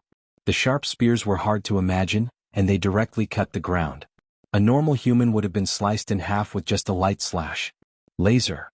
A large number of photons condensed at the tip of his thumb, and the shining light made people unable to open their eyes, and immediately rushed out, swallowing Uchiha Madara. Seeing this, Tendo Uchiha Madara just didn't care about it. The void in front of him slowly distorted, showing a strange vortex shape. Kamui. The powerful roar fell, and the vortex-shaped space turned into a bottomless black hole, easily swallowing the gorgeous light beam. Seeing this, Kizaru suddenly froze, and immediately realized that Uchiha Madara was approaching. He was about to elementalize, but suddenly remembered the terrible gravity before, and immediately cancelled the plan. His right arm glowed with golden light, and a sharp sword condensed in an instant. Clang! The empty space suddenly had a spark, and immediately saw two figures flashing out of thin air. Uchiha Madara, holding a black iron stick in his hand, easily blocked Kizaru's attack. "Don't forget me." Akiji attacked from behind, holding an ice sword in his hand, and used all his strength to stab Uchiha Madara's head. "You are too careless, I never said that I would fight alone." Seeing this, Uchiha Madara turned his head to look at Akiji, and the corner of his mouth swept with a gloomy smile. His eyes rippled and a very dangerous wave quietly spread. At this moment time seemed to stop. Wheel grave, border prison. Akiji's expression suddenly solidified, and the hair on his body stood up uncontrollably. He remembered Uchiha Madara's strange trick before, and his face was full of determination. Instinctively he smelled ominous and dangerous. Busashoku hardening. In an instant his whole body turned into black steel, strengthening his own defense. Boom! When the sharp ice spear was about to pierce Uchiha Madara, Akiji's right face was hit by a strong attack, and his whole body flew upside down and hit the ground heavily. "And you?" His eyes then turned to Kizaru, and his pupils once again swayed with a dangerous light. Boom! With Akiji as an example, although Kizaru had been carefully prepared, he still couldn't avoid the same fate. His abdomen was hit hard and he was hit by a powerful force. Akiji and Kizaru couldn't see it, but in Uchiha Madara's sight, there were as many as 5 shadows protecting him. "Damn bastard, you don't know how to respect the old." Kizaru stood up awkwardly, and his heart was extremely sullen. It's not that he didn't want to elementalize, but Uchiha Madara's method of suppressing his attributes was too terrible. Thinking of the previous experience, Kizaru's scalp was numb. Once controlled by the ghost called Chibaku Tensei, he was afraid that he would live in a meteorite for the rest of his life.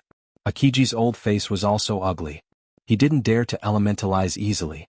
If he was caught, he would be directly evaporated by Uchiha Madara's hot flame. Therefore, Kizaru and Akiji could only rely on Busashoku Haki to resist. Although they would be attacked, the risk was much smaller.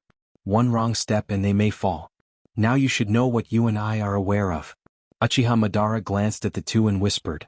Kizaru and Akiji looked at each other and still refused to give up. There was no other reason except that the admirals who died in battle had never been heard of escaping from pirates.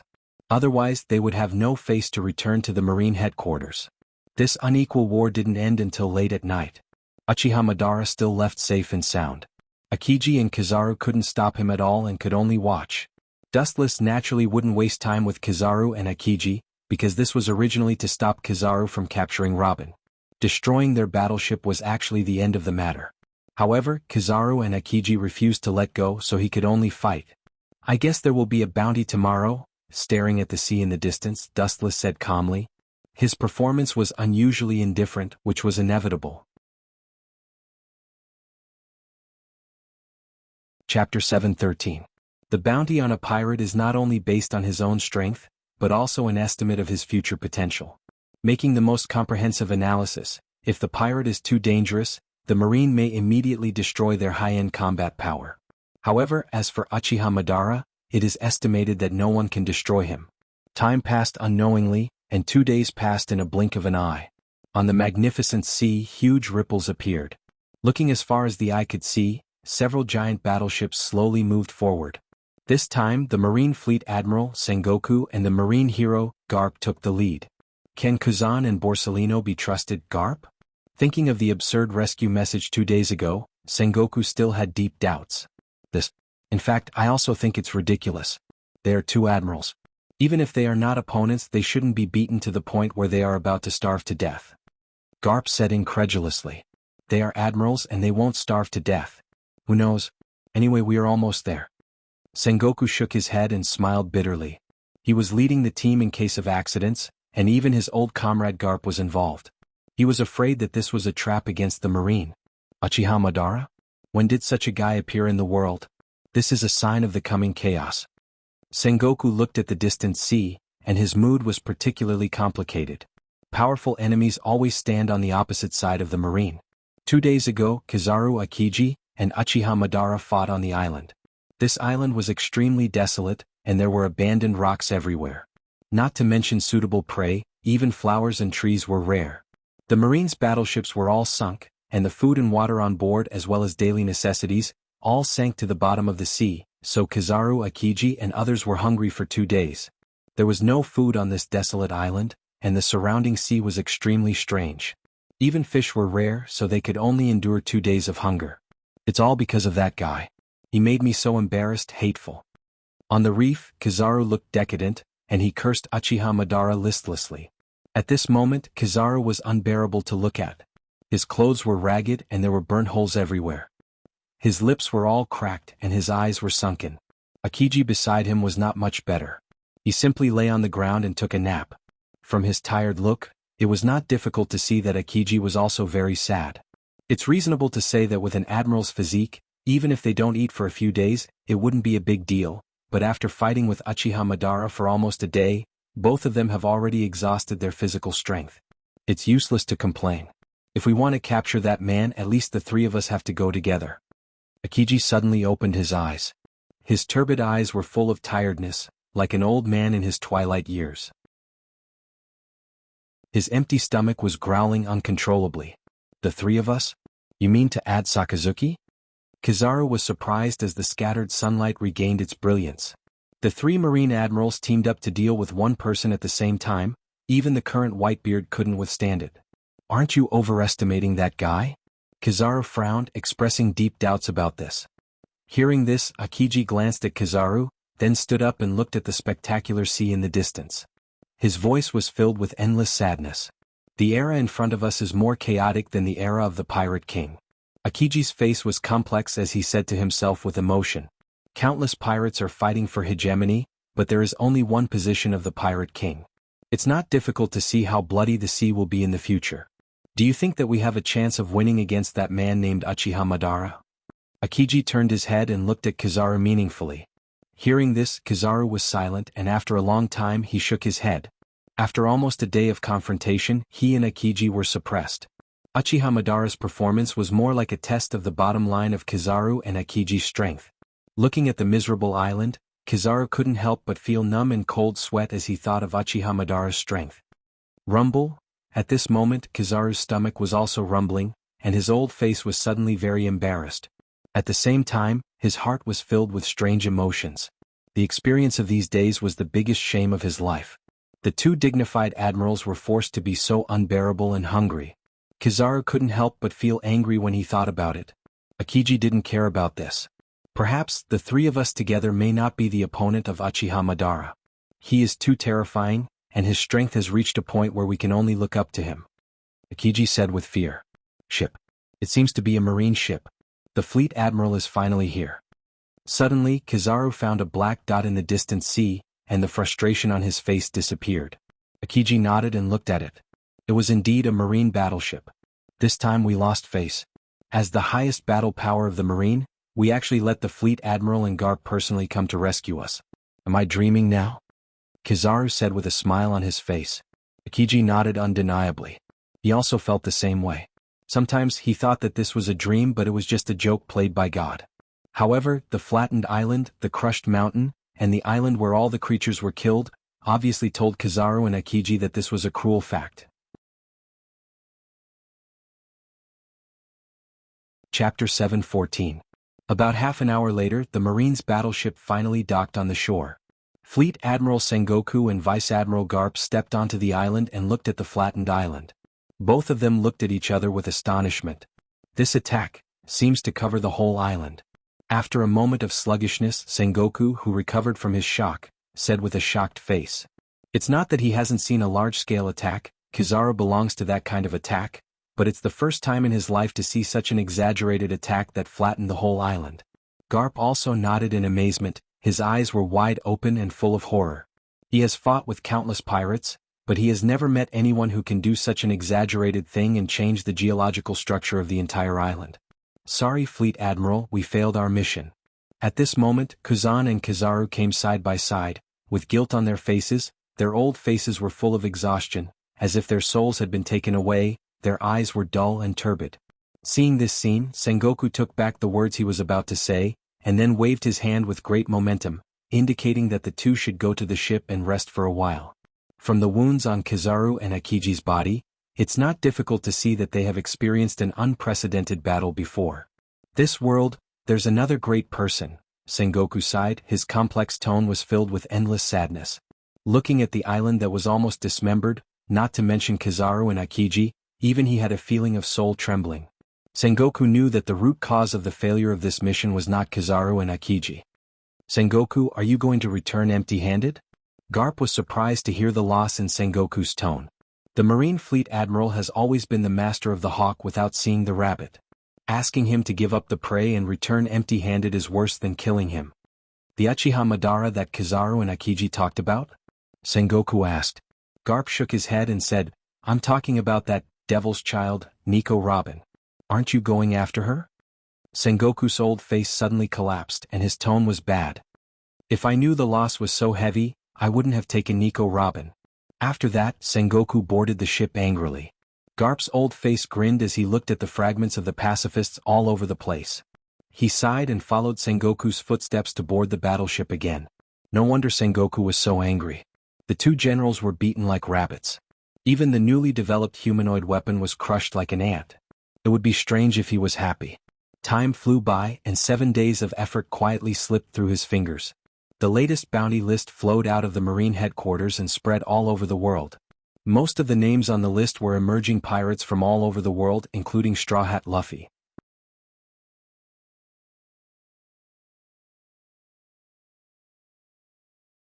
Chapter 7:15. All in all, the news of Uchiha Madara's bounty of 500 million berries swept the world in an instant like a hurricane, and all the pirates in the sea were shocked. A storm unique to Uchiha Madara swept the planet. Even the Whitebeard pirates, who recently went berserk because of the disappearance of Fire Fist Ace, who was actually kidnapped by Dustless, stopped moving for a while and became strangely silent. They were also confused by the bounty of 500 million berries. A newcomer with a bounty of 500 million berries? This is the first time since the records of the world-famous pirates have been recorded. The name of Uchiha Madara remains in everyone's heart, and from then on, his every move will inevitably affect the nerves of the world, and it is extremely difficult to ignore him. However, everything has two sides. There is a saying that the higher you stand, the harder you fall. This is a truth that has not changed since ancient times. The higher you are held, the harder you fall. In fact, it is also a disguised form of flattery. Sengoku's intention is to make Uchiha Madara the object of everyone's jealousy. Pirates pay attention to fame and fortune. Uchiha Madara's sudden rise broke the conventional rules of the One Piece world. He is the first pirate in history with a bounty of 500 million berries. There will be proud veteran pirates who will not accept this, and challengers will naturally come in an endless stream. Killing a newcomer with a bounty of 500 million berries will definitely make him famous. Therefore, the bounty of 500 million berries is just right, and more or less, it may be self-defeating. Today, one of the Yonko 4 emperors, the captain of the Bigu Mamu pirates, Charlotte Lingling, her bounty is only 850 million berries. Increasing the bounty of Uchiha Madara to the level of a Yonko 4 emperors will inevitably arouse suspicion. Sengoku's painstaking calculation is useless. Uchiha Madara is just an enemy of the Marine. If the target is a pirate, I will personally deal with it. In this way, Sengoku's plan to kill Madara will be aborted. Dustless originally intended to hide Madara, and only when dealing with the Marine will Madara come in handy. By the way, I heard that Kizaru and Akiji are starving to death. Dustless asked with interest. Picking up the photos on the table in his hand, Kizaru and Akiji's hair was messy, their faces were dirty and they looked thin. Obviously they haven't eaten for many days. They looked quite similar to the drug addicts Dustless used to live in the third dimension. There is no doubt that all this is thanks to Uchiha Madara. The Super Shinra Tensei destroyed the entire island in one fell swoop. Only Akiji and Kizaru were struggling. They couldn't even find food to appease their hunger, so naturally they were starving. The Navy should try to cover up this kind of photo. How can it be published in the newspaper? Isn't this hitting their own face? Wuxian wondered. Kizaru and Akiji's embarrassment was also published in the newspaper, becoming the contrast of Uchiha Madara. There's no such thing as an impenetrable wall in this world. Sometimes, the more you want to hide something, the faster it will be exposed. Hee hee. Baizu's face was filled with a wretched expression as he spoke. He even had a gloating smile on his face. Hearing this, Dustless glanced at White Zetsu. If he didn't guess wrong, it should be this kid who exposed the news to the Marine. In this regard, Wu Qin is too lazy to care about it. This is not a bad thing. Although he is also a Marine admiral, the world government and the Marine headquarters are not in the same bed as each other. Wu Qin is naturally happy to fight the arrogance of the Marine. Since the emergence of the three admirals in the past few years, the Marine headquarters has been extremely high profile, often taking the initiative to attack the pirates of the New World, and the 7 warlords of the sea colluded with the 7 warlords of the sea. Over the years they have eliminated many vicious pirate groups. Today's New World is barely calm. At least as long as the Jianghu 4 emperors don't make trouble, the sea is relatively peaceful. This sudden incident is the first time that the Marine has made a fool of themselves, and the protagonists are 2 admirals. The impact is unprecedented. I think Sengoku is more uncomfortable than eating a fly. In a trance, Dustless seemed to see the angry look of Sengoku and his eyes glowed. There is no doubt that Sengoku didn't expect Uchiha Madara to appear out of thin air. The reason and motive are also inexplicable. It seems that he is just like other pirates, holding the mentality of becoming famous in the world. And the object of suffering is naturally Kizaru and Akiji. What about the movements of the Straw Hat Pirates? They should have landed on Alabasta. Dustless changed the topic to the Straw Hat Pirates. At the same time, the considerate Hancock sent a fragrant afternoon tea for Dustless to enjoy. Suddenly remembering the blue-haired girl Vivi and her father Corbula that Mariewa met back then, Dustless's eyes flashed with a strange luster. It seems that he has been in contact with Crocodile. But Straw Hat Luffy was too weak and was almost killed by Crocodile on the spot. That kid survived and thought of a plan to deal with Crocodile. White Zetsu said with appreciation. Using water to deal with Crocodile, this is the strategy that Luffy came up with for the time being. Although it is very rough, it is unexpectedly effective and very practical. It can deal with Crocodile's elementalization. Kizaru and Akiji have been defeated. It seems that it won't be long before Luffy joins the Straw Hat Pirates as an undercover. It seems that everything is ready. White Zetsu heard this and nodded gently.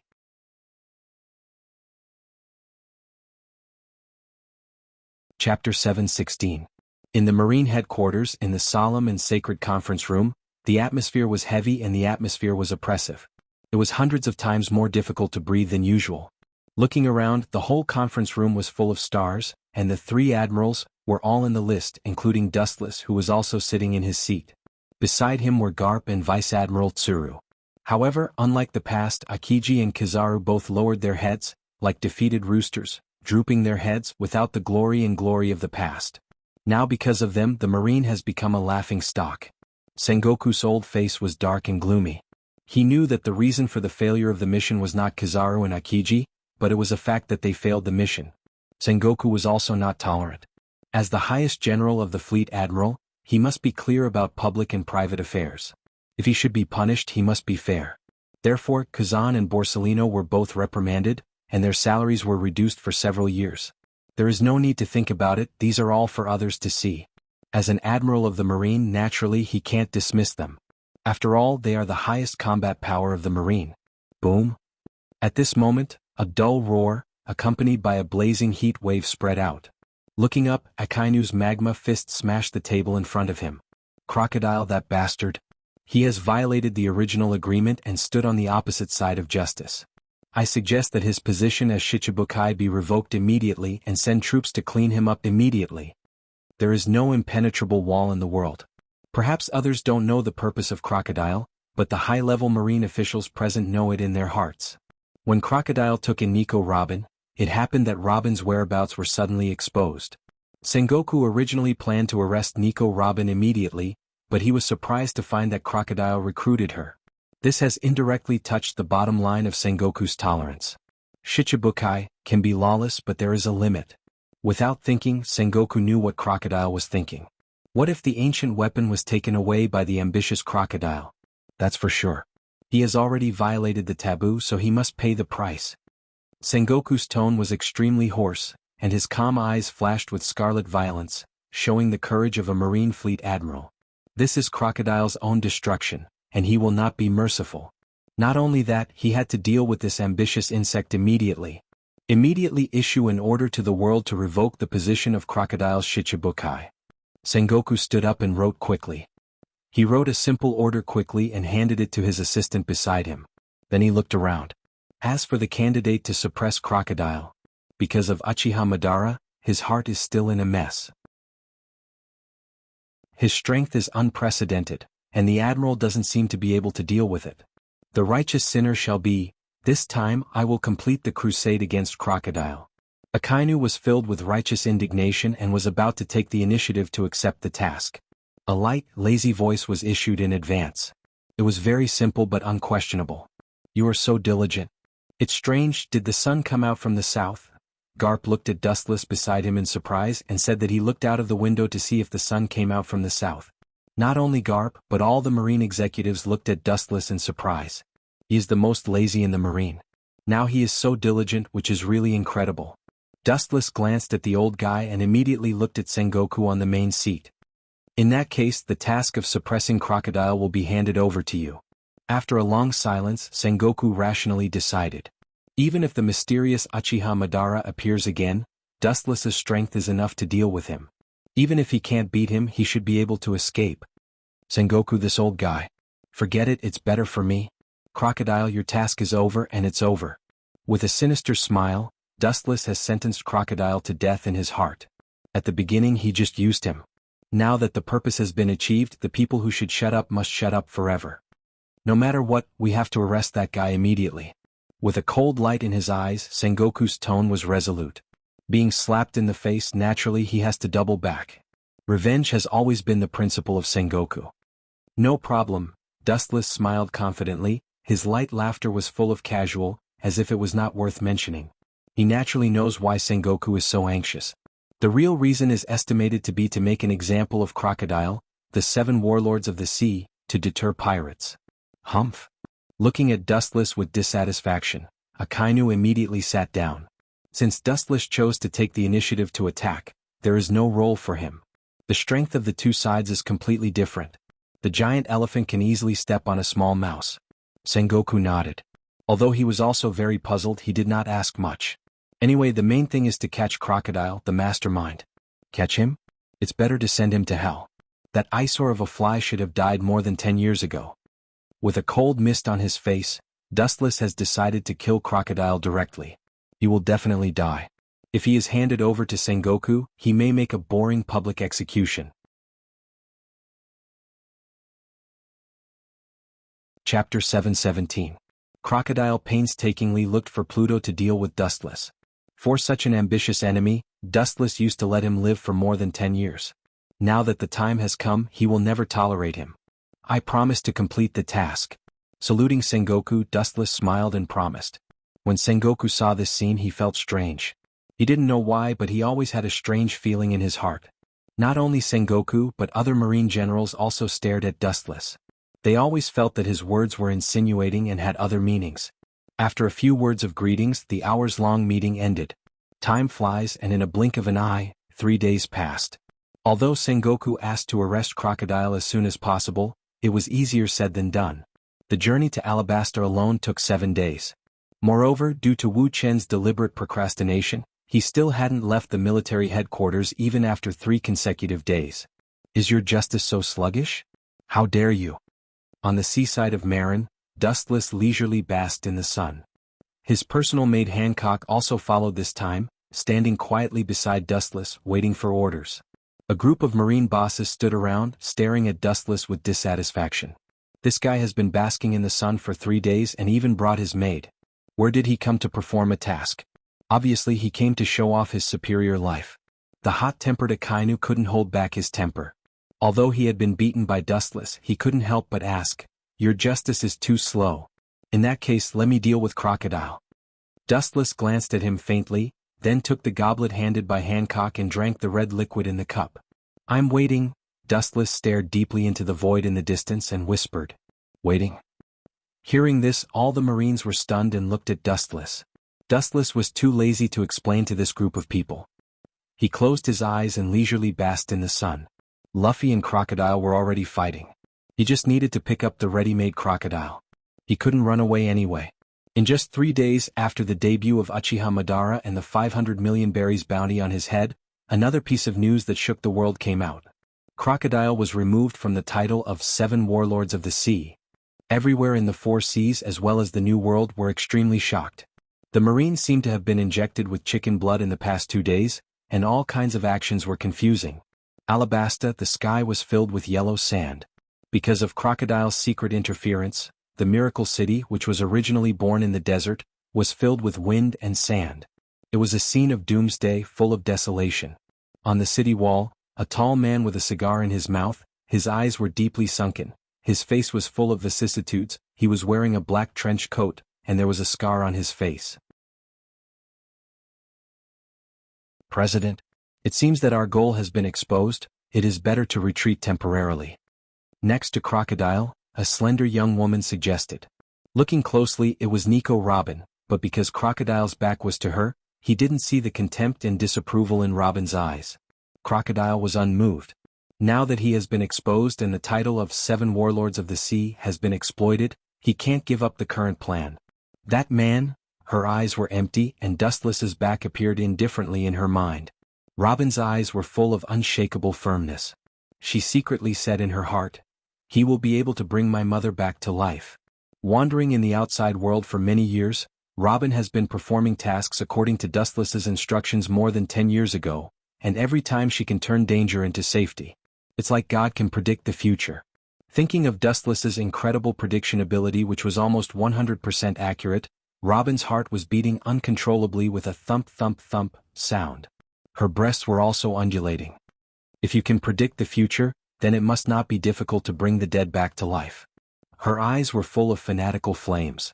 At this moment, Robin's temperament was particularly hot. Even Crocodile was affected.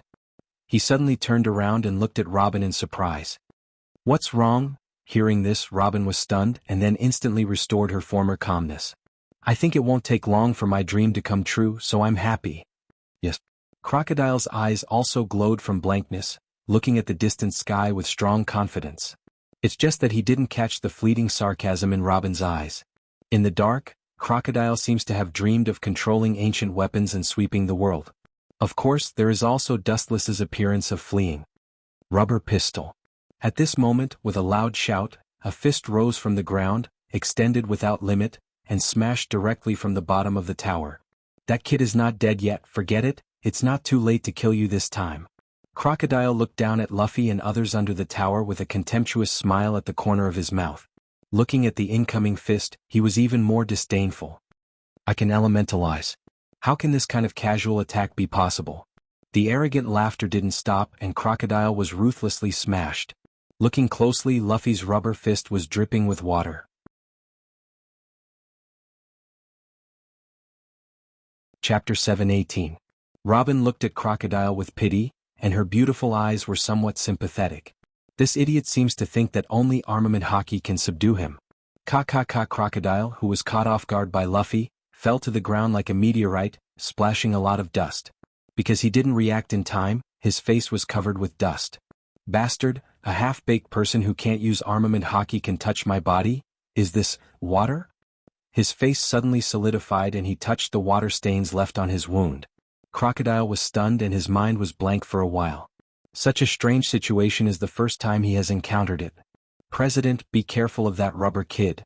Seeing that Crocodile didn't wake up, Robin roared with an anxious expression, and even because she was too excited, her tone was filled with unprecedented sharpness. Boom. Despite the first reaction, Crocodile's face was hit head-on and his body flew out. With a loud bang, the ancient city wall suddenly collapsed and burst. "That's all?" On the surface, Robin pretended to be worried, but in her heart, she disagreed. Although this crocodile is a top force like the Shichibukai, his vision is completely different from the young master's. He is like a rag picker. Spitting out her tongue, Robin's heart was merciless. Sometimes in order to cooperate with Crocodile, she has to work hard to be ignorant and obey Crocodile. Her inner entanglement can be imagined. Robin had once followed Dustless for a period of time. She was the complete opposite of the ignorant Dustless she used to be. Her knowledge of all aspects was extremely comprehensive, and she was even more familiar with the weaknesses of nature ability users. In addition to armament hockey, the weakness of the attribute is enough to deal with. Luffy used this as a basis to find Crocodile's weakness. Looks like it's just as young master said. This seemingly careless brat actually has a wise side to him. Above the tall building, overlooking the confrontation between Crocodile and Luffy below, Robin's beautiful face showed appreciation, and she was quite surprised by Luffy's wit. At the same time, the scuffle between Crocodile's subordinates and the Straw Hat Pirates under the city wall also began. After a short thought, Robin was about to help Crocodile. After all, she was still Crocodile's subordinate and couldn't turn a blind eye. Ka. Suddenly the ground beneath his feet cracked. White Zetsu broke out of the ground. He looked at Robin, indicating that he should not act rashly. "Young master, do you have any orders?" Robin asked calmly. His eyes were as calm as water. Apparently she was already used to this scene. Over the years, her communication with Dustless was almost always through White Jew. Just pretend and then wait for Straw Hat Luffy to defeat him. White Zetsu glanced at Crocodile, who was suppressing Luffy, and said calmly. Dustless's order was like this. Let Dustless defeat Crocodile. After the matter was over, Dustless would come over in a marine battleship and kill Crocodile, which was equivalent to completing the task. Luffy? You mean the boy with the straw hat? Hearing this, Robin's eyes flashed with surprise, and immediately her delicate face surged with disapproval. She said bluntly, I don't think that Straw Hat Kid is Crocodile's opponent. He is one of the 7 warlords of the sea. Even if he is worthless, he is the strongest of the strong. It is impossible for him to win against Crocodile with a bounty of 30 million berries. Robin made a serious analysis. Whether it was the situation on the scene, past records, or combat experience, Crocodile was better than Straw Hat Luffy. All in all, this was an unequal battle. Is it? But this is what that person means. White Zetsu did not hesitate to kick the ball to Dustless. Young master. Robin's body froze when he heard that. His gaze towards Crocodile changed immediately. His eyes were filled with pity. It was obvious that he was looking at a prisoner. This woman's change is too fast. I just mentioned Dustless-sama and she immediately jumped ship. White Zetsu was speechless. Originally, Nico Robin was optimistic about Crocodile, but after White Zetsu said that, she immediately joined Luffy's camp. Her position was too weak.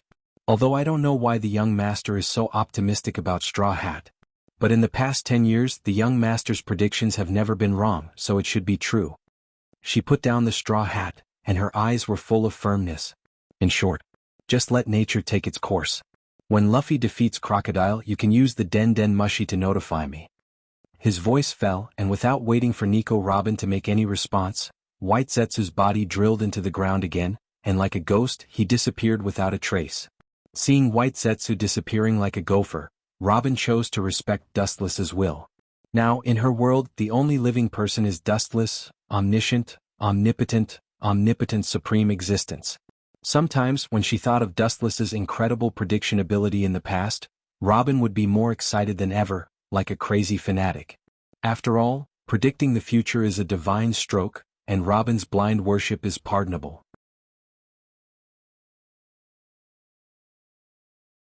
Chapter 719. Although as an archaeologist she shouldn't judge a thing emotionally, Robin also knows that she should treat it rationally, but sometimes she can't help it. It's like being possessed. Occasionally she feels that something can't be achieved. It's obviously an illusion, but when she thinks of Dustless she feels it's real, and there seems to be some mysterious force driving her. Robin suddenly realized that it was as if she was living for Wuxian right now.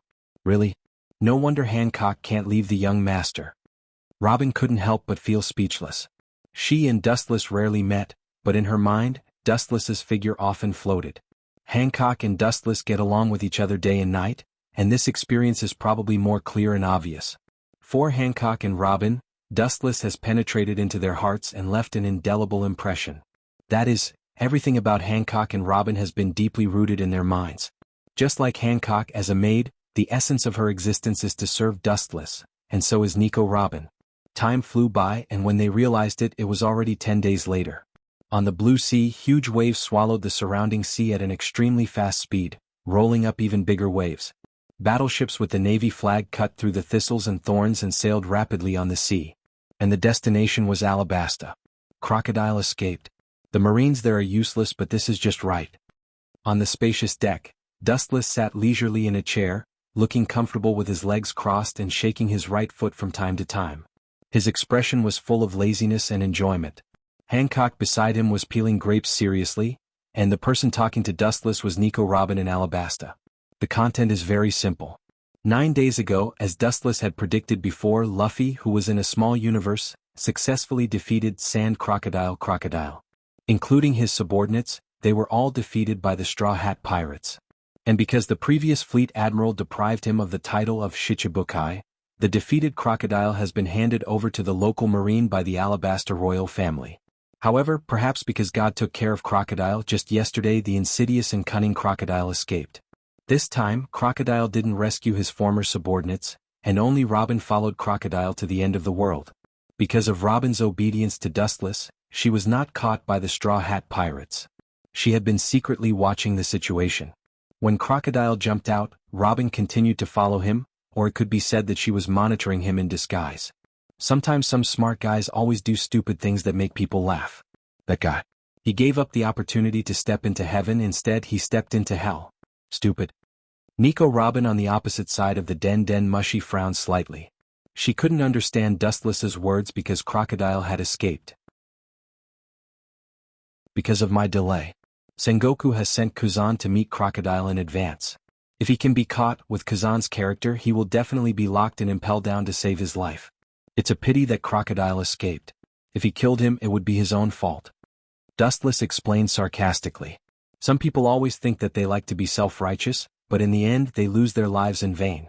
Crocodile is like this now. It's better for him to be caught peacefully. Now that he has escaped, Dustless can just find an opportunity to kill him. Keep an eye on Crocodile. In about 2 or 3 hours I will arrive at Alabasta. Looking up, staring at the sea fog in front of him, the outline of the city could be vaguely seen. Dustless whispered, and at the same time, his eyes were shining with a cold light.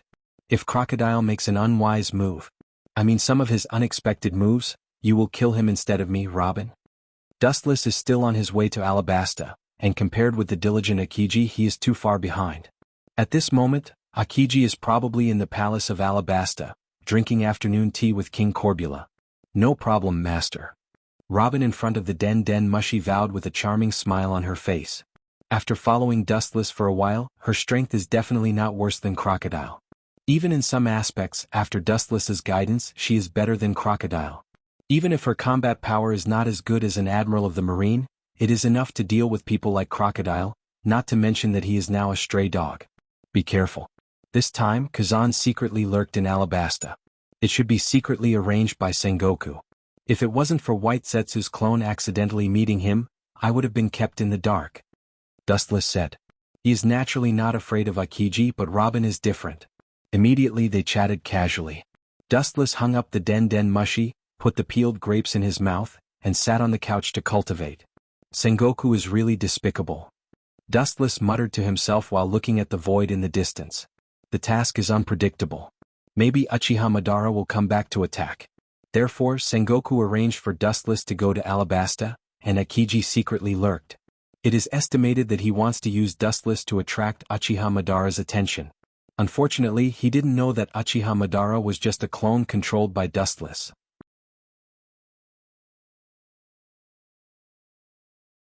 Chapter 720. Time passed quickly and half a day passed in a blink of an eye.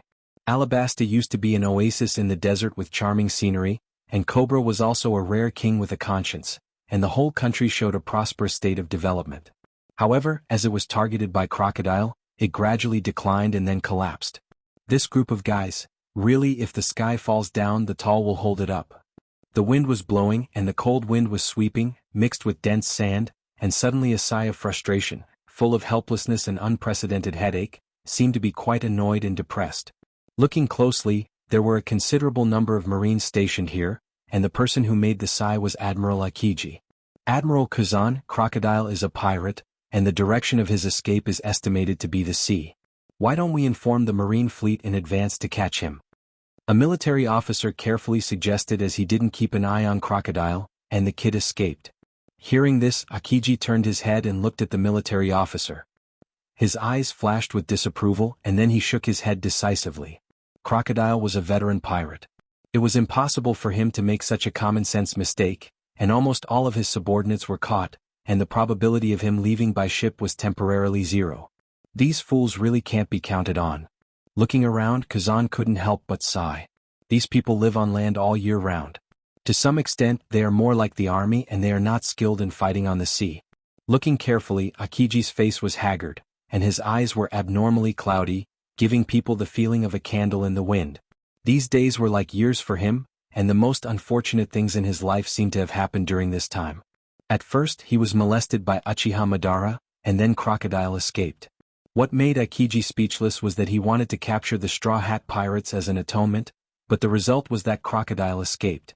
Thinking about it, Kazan felt a stomachache and uncomfortable all over his body, and he sighed in his heart. In the desolate desert, two silhouettes moved forward against the wind. They were exceptionally lonely, as if the entire world had abandoned them and looked at each other coldly. Bastard, that damn straw hat. I'll definitely teach you a lesson in the new world. An unwilling roar resounded through the sandstorm and spread to every corner of the world along with the awe-inspiring hurricane. A tall man with a broad figure and a fierce expression could be clearly seen. It was Crocodile, who was defeated by Straw Hat Luffy. At this moment he fled like a stray dog. The plan that he had painstakingly worked on for many years went bankrupt and failed. Not only that, but he was once again wanted by the government because he lost the title of Seven Warlords of the Sea.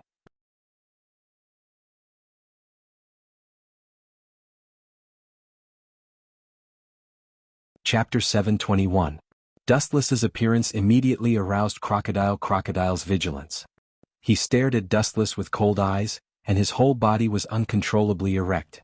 For Dustless, Crocodile had a deep fear in his soul. More than 10 years ago he was beaten by Dustless. The scene of him being beaten like a bug without any power to fight back still played in his mind. It was precisely because of Dustless that Crocodile would try to become stronger at all costs. Even because the pressure from Dustless was too great, he had the idea of ancient weapons. Everything he had today was thanks to Dustless. Hey, don't stare at me so fiercely. Seeing Crocodile staring at him, Dustless pretended to be afraid and hid behind Hancock, revealing half of his head, and looked at Crocodile timidly. Young master. Forget it, young master always likes to tease others like this. Hancock turned her head and looked at the fearful Wu Qin silently. Her beautiful face outlined a soul-stirring smile, which added a bit of enchanting charm. This little girl is getting more and more beautiful. Wu Qin shook his head and sighed with emotion. His eyes were dazzled for a while. Hancock's seductive aura was not deliberately faked. After eating this sweet fruit, her temperament changed. It was full of this kind of seductive charm that could make people commit crimes. In short, this was not her fault. You guys, seeing this, Crocodile's old face suddenly fell. A person's face was a tree's bark. Dustless ridiculed him like this. Crocodile, who had always valued self-esteem and honor more than his life, felt cold. There must be a bottom line to despise people. For world peace you don't have to go anywhere. You should die in peace. I feel that this place is the most suitable for your cemetery. Dustless chuckled. Looking around, the wind and sand were all over the sky, and sometimes sandstorms passed by. This was a natural cemetery. Even if there was no coffin, it would be covered by this violent wind and sand. Hearing this, Crocodile just smiled disdainfully, and his eyes were filled with madness and hysteria. Over the years he has worked hard. Compared to the past, he has improved with the change of the dimension. Do you still want to resist in vain? Robin asked with an unkind face. Resistance is necessary. When have you seen a crocodile who will wait for death? The more dangerous the environment is, the more powerful his combat power will be. This is all because of his survival mentality. Dustless said lightly, but the word resistance is wrong. This is just a one-sided annihilation. There is no resistance. Unilateral annihilation? Even if I die, I will drag you down with me. Crocodile roared madly and lost his usual calmness. His cold eyes stared at Nico Robin. For her, Crocodile's hatred index was even higher than Dustless. Over the years she has been careful.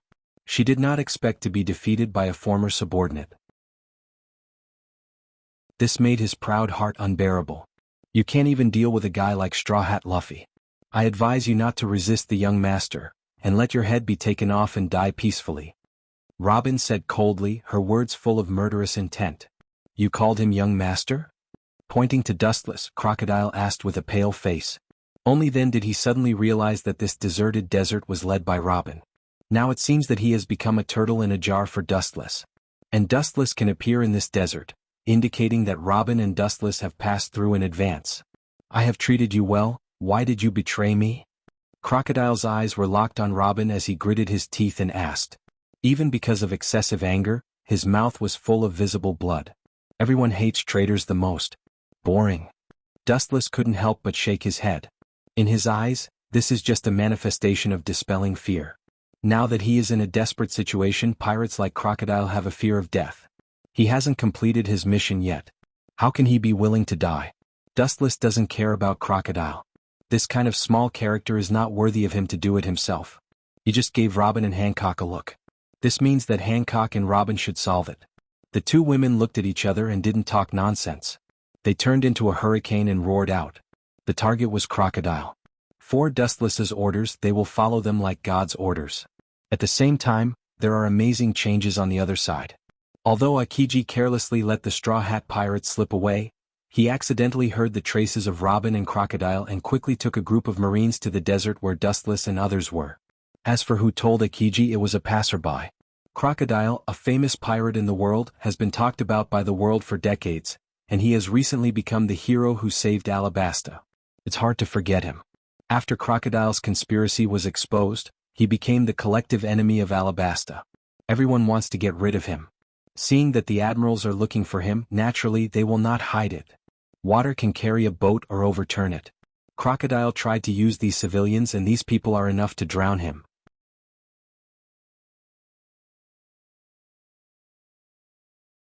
Chapter 722. A just cause enjoys abundant support, an unjust cause finds little support. This is an immutable truth. Crocodile has offended as many people as the stars in the sky. His own strength is useless, which naturally leads to his destruction. At the same time, he was targeted by Dustless and Kazan. This is his own fault. In an unknown desert, yellow sand filled the sky as three figures intertwined with each other. The chaotic battle between them created a large vacuum area. Even the air within a radius of 100 meters had become abnormally hot due to the fluctuations from the intense battle between the three of them. The raging yellow sand detoured. Boom. Puff. With a dull sound, a black shadow flew out. Looking up, it was Crocodile who was hit by Hancock and Robin. Perhaps it was because both of them were women and they were both Wu Chen's subordinates. Their cooperation was exceptionally intimate. Their smooth and flowing movements were flawless and full of a kind of alternative artistic feeling. Their elegant posture and skillful fighting skills were pleasing to the eye. Boom. Crocodile was blown away, and the soft sand was naturally destroyed. It splashed up like a wave, and the wind and sand were about 2 or 3 meters high in the air. After wandering in the sea for so many years, you haven't changed at all. You seem to have become a lot smarter. It seems that you have focused on conspiracies these years and forgot to improve your strength. The contempt in Dustless's eyes was clear, and he immediately understood Crocodile's intentions. This guy wanted to defeat him with external forces. It was just a daydream. Don't talk nonsense, don't be complacent. Crocodile, who stood up in the sand, roared. His roar was sharp and made people involuntarily have goosebumps. This guy still refuses to give up at this point. His willpower is tenacious. Hancock frowned and was a little surprised.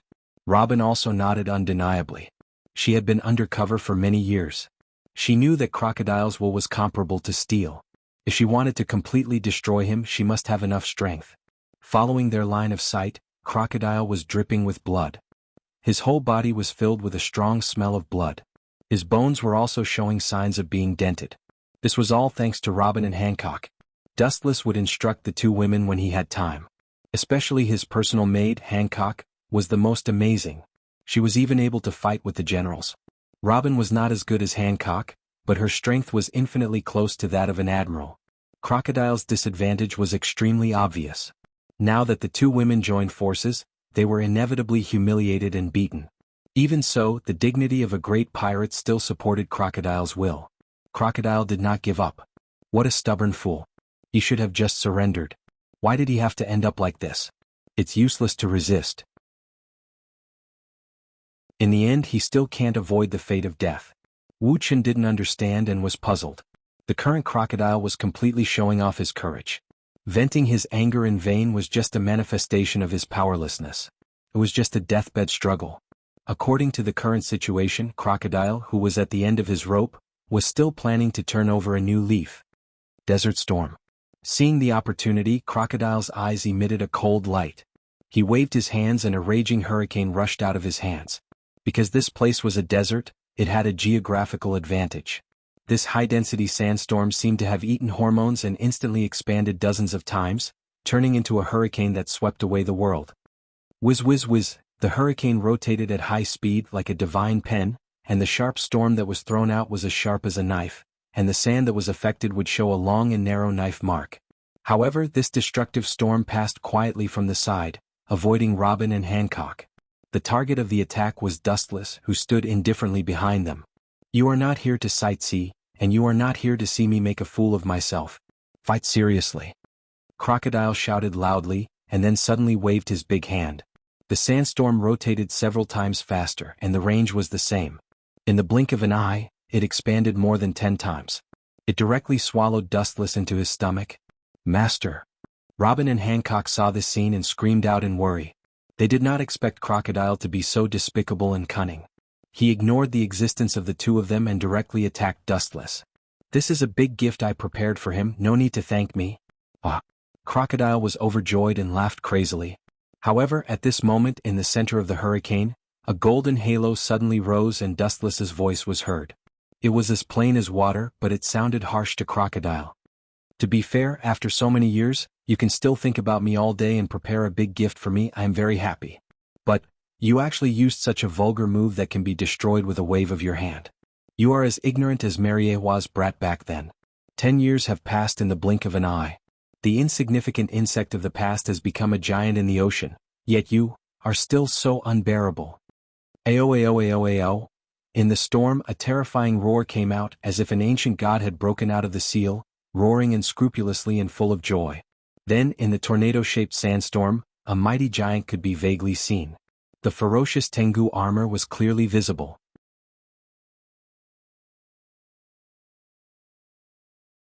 Chapter 723. The ferocious Tengu armor, the mighty body, the head on the sky and the feet on the ground, made Crocodile sweat. His soul trembled when he was swept by the terrifying giant eye. Boom boom boom, the towering giant raised his blade and swung it down. The tachi of light swept out, and a tyrannical wind shot out from the tip of the blade. The massive sandstorm that was about to annihilate the world disappeared in an instant. The heavens and earth were solemn, as if even the heavens were afraid of the ancient giant. The silence was as still as water. They were like insects that could be easily suppressed, trampled, and destroyed with a wave of his hand. His pupils widened as he looked at the giant. Crocodile stopped breathing and his heart stopped beating. For a moment he was motionless like a sculpture. Short-sighted, what you saw before is just the tip of the iceberg. Raising his eyelids and looking at Crocodile with pity, Dustless's sarcasm disappeared in a flash. Pluto's weapon only exists in legends. It is unrealistic to use him to defeat Dustless. Legend has it that the fight between the two is enough to annihilate the world. At the same time, seeing Crocodile's sluggish expression, his body full of loopholes and flaws, Hancock and Robin looked at each other and nodded at the same time. Immediately they roared out like cannonballs. Boom boom boom, the fragile desert ground suddenly exploded, and a bottomless black pit suddenly appeared on the desolate ground. Crockett was lying in it and it was unknown whether he was dead or alive. His heartbeat is unusually weak. It seems that he is running out of oil and is infinitely close to the end of his life. Perhaps an ordinary civilian can kill this ferocious crocodile. I didn't expect the little girl of that year to be so unprecedented. I'm afraid that even a Marine Admiral can only return without success when he meets the cooperation of the two of you. Removing the shocking Kinsusanu, Dustless was like a breeze, quietly falling between Hancock and Robin, and his thin hands like willow branches wrapped around the waists of the two women. Immediately, he stared at the half-dead crocodile in the deep pit and looked at the broken corners of his clothes scattered around him, and his left eye turned extremely. Heavenly hand power. In an instant, space and time were reversed, and the world in front of him was different from before. In the blink of an eye, he crossed the layers of space and came in front of Crocodile. Hancock and Robin looked at each other and could see the horror in each other's eyes. It was just a blink of an eye, but they were shuttling through space. Immediately, they were shocked to feel the tender little hand on their waist, and their faces turned red, but they did not resist. After 10 years, all the grievances in the past had been erased. Now, Dustless was the only person Robin and Hancock were loyal to. The present wuxian was just their everything for the rest of their long lives. Cough, cough, cough. Dustless crocodile, crocodile, crocodile, crocodile, and crocodile, crocodile, and looked at him. Crocodile's dustless. Was dustless. So that's how it is, Crocodile laughed at himself. He knew that God didn't need to be angry or happy. He just needed to watch his ugly and clumsy performance to please him. You are still so young, it seems that time has not left a trace on you. Crocodile bowed his head and said in an unusual tone. Looking up, Wu Chen's appearance was still the same as it had been 10 years ago. There was no difference between him 10 years ago and 10 years later. They were completely carved from the same mold. Because I have struggled out of the shackles of time, and become the only one among human beings. Recalling his life, Dustless's tone was quite emotional. The sea turned into mulberry fields, the stars moved, and all things in the world could not resist the corrosion of time. So far, only Dustless and Kagaya have jumped out of it and become the rare surpassers in history. This endless journey, now only Kagaya and he are going hand in hand. The next time is to find the way to immortality for other confidants. If you didn't betray me, my plan wouldn't have failed. It's all because of you, Nico Robin? Crocodile screamed.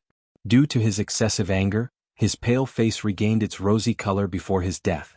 At this point you're already at the end of your rope, yet you're still so hysterical. Who do you think has been controlling your life for the past 10 years? Is everything really accidental? It's a big mistake. It's all inevitable that I wrote the script for you. The corner of Dustless's mouth raised. He ignored Crocodile's absent-mindedness and said in a low voice, You think you recruited Robin, stupid. All of this is the result of my deliberate arrangement. Including you, you are secretly controlled by me, but you are too arrogant to realize it, thinking that all of this is the product of your own wisdom, naive. This is just an opportunity for me to arrange Robin to sneak into the Straw Hat Pirates. Dustless told the truth indifferently. Impossible, do you really think you are a god and can perfectly predict any details of the future? Crocodile roared in disbelief as he thought of his years of hard work. Looking up, he tried to find a lying expression on Dustless's cold face, but Dustless's expression didn't change and he always maintained a calm look. Looking at Crocodile's eyes, he was full of sympathy and pity. For such a person, Dustless disdains to lie to him, it's just a simple waste, that's all. You're tuning in to the Sword Dance in the Vast Sky YouTube channel. Don't forget to subscribe and join us on this journey to catch the most captivating stories.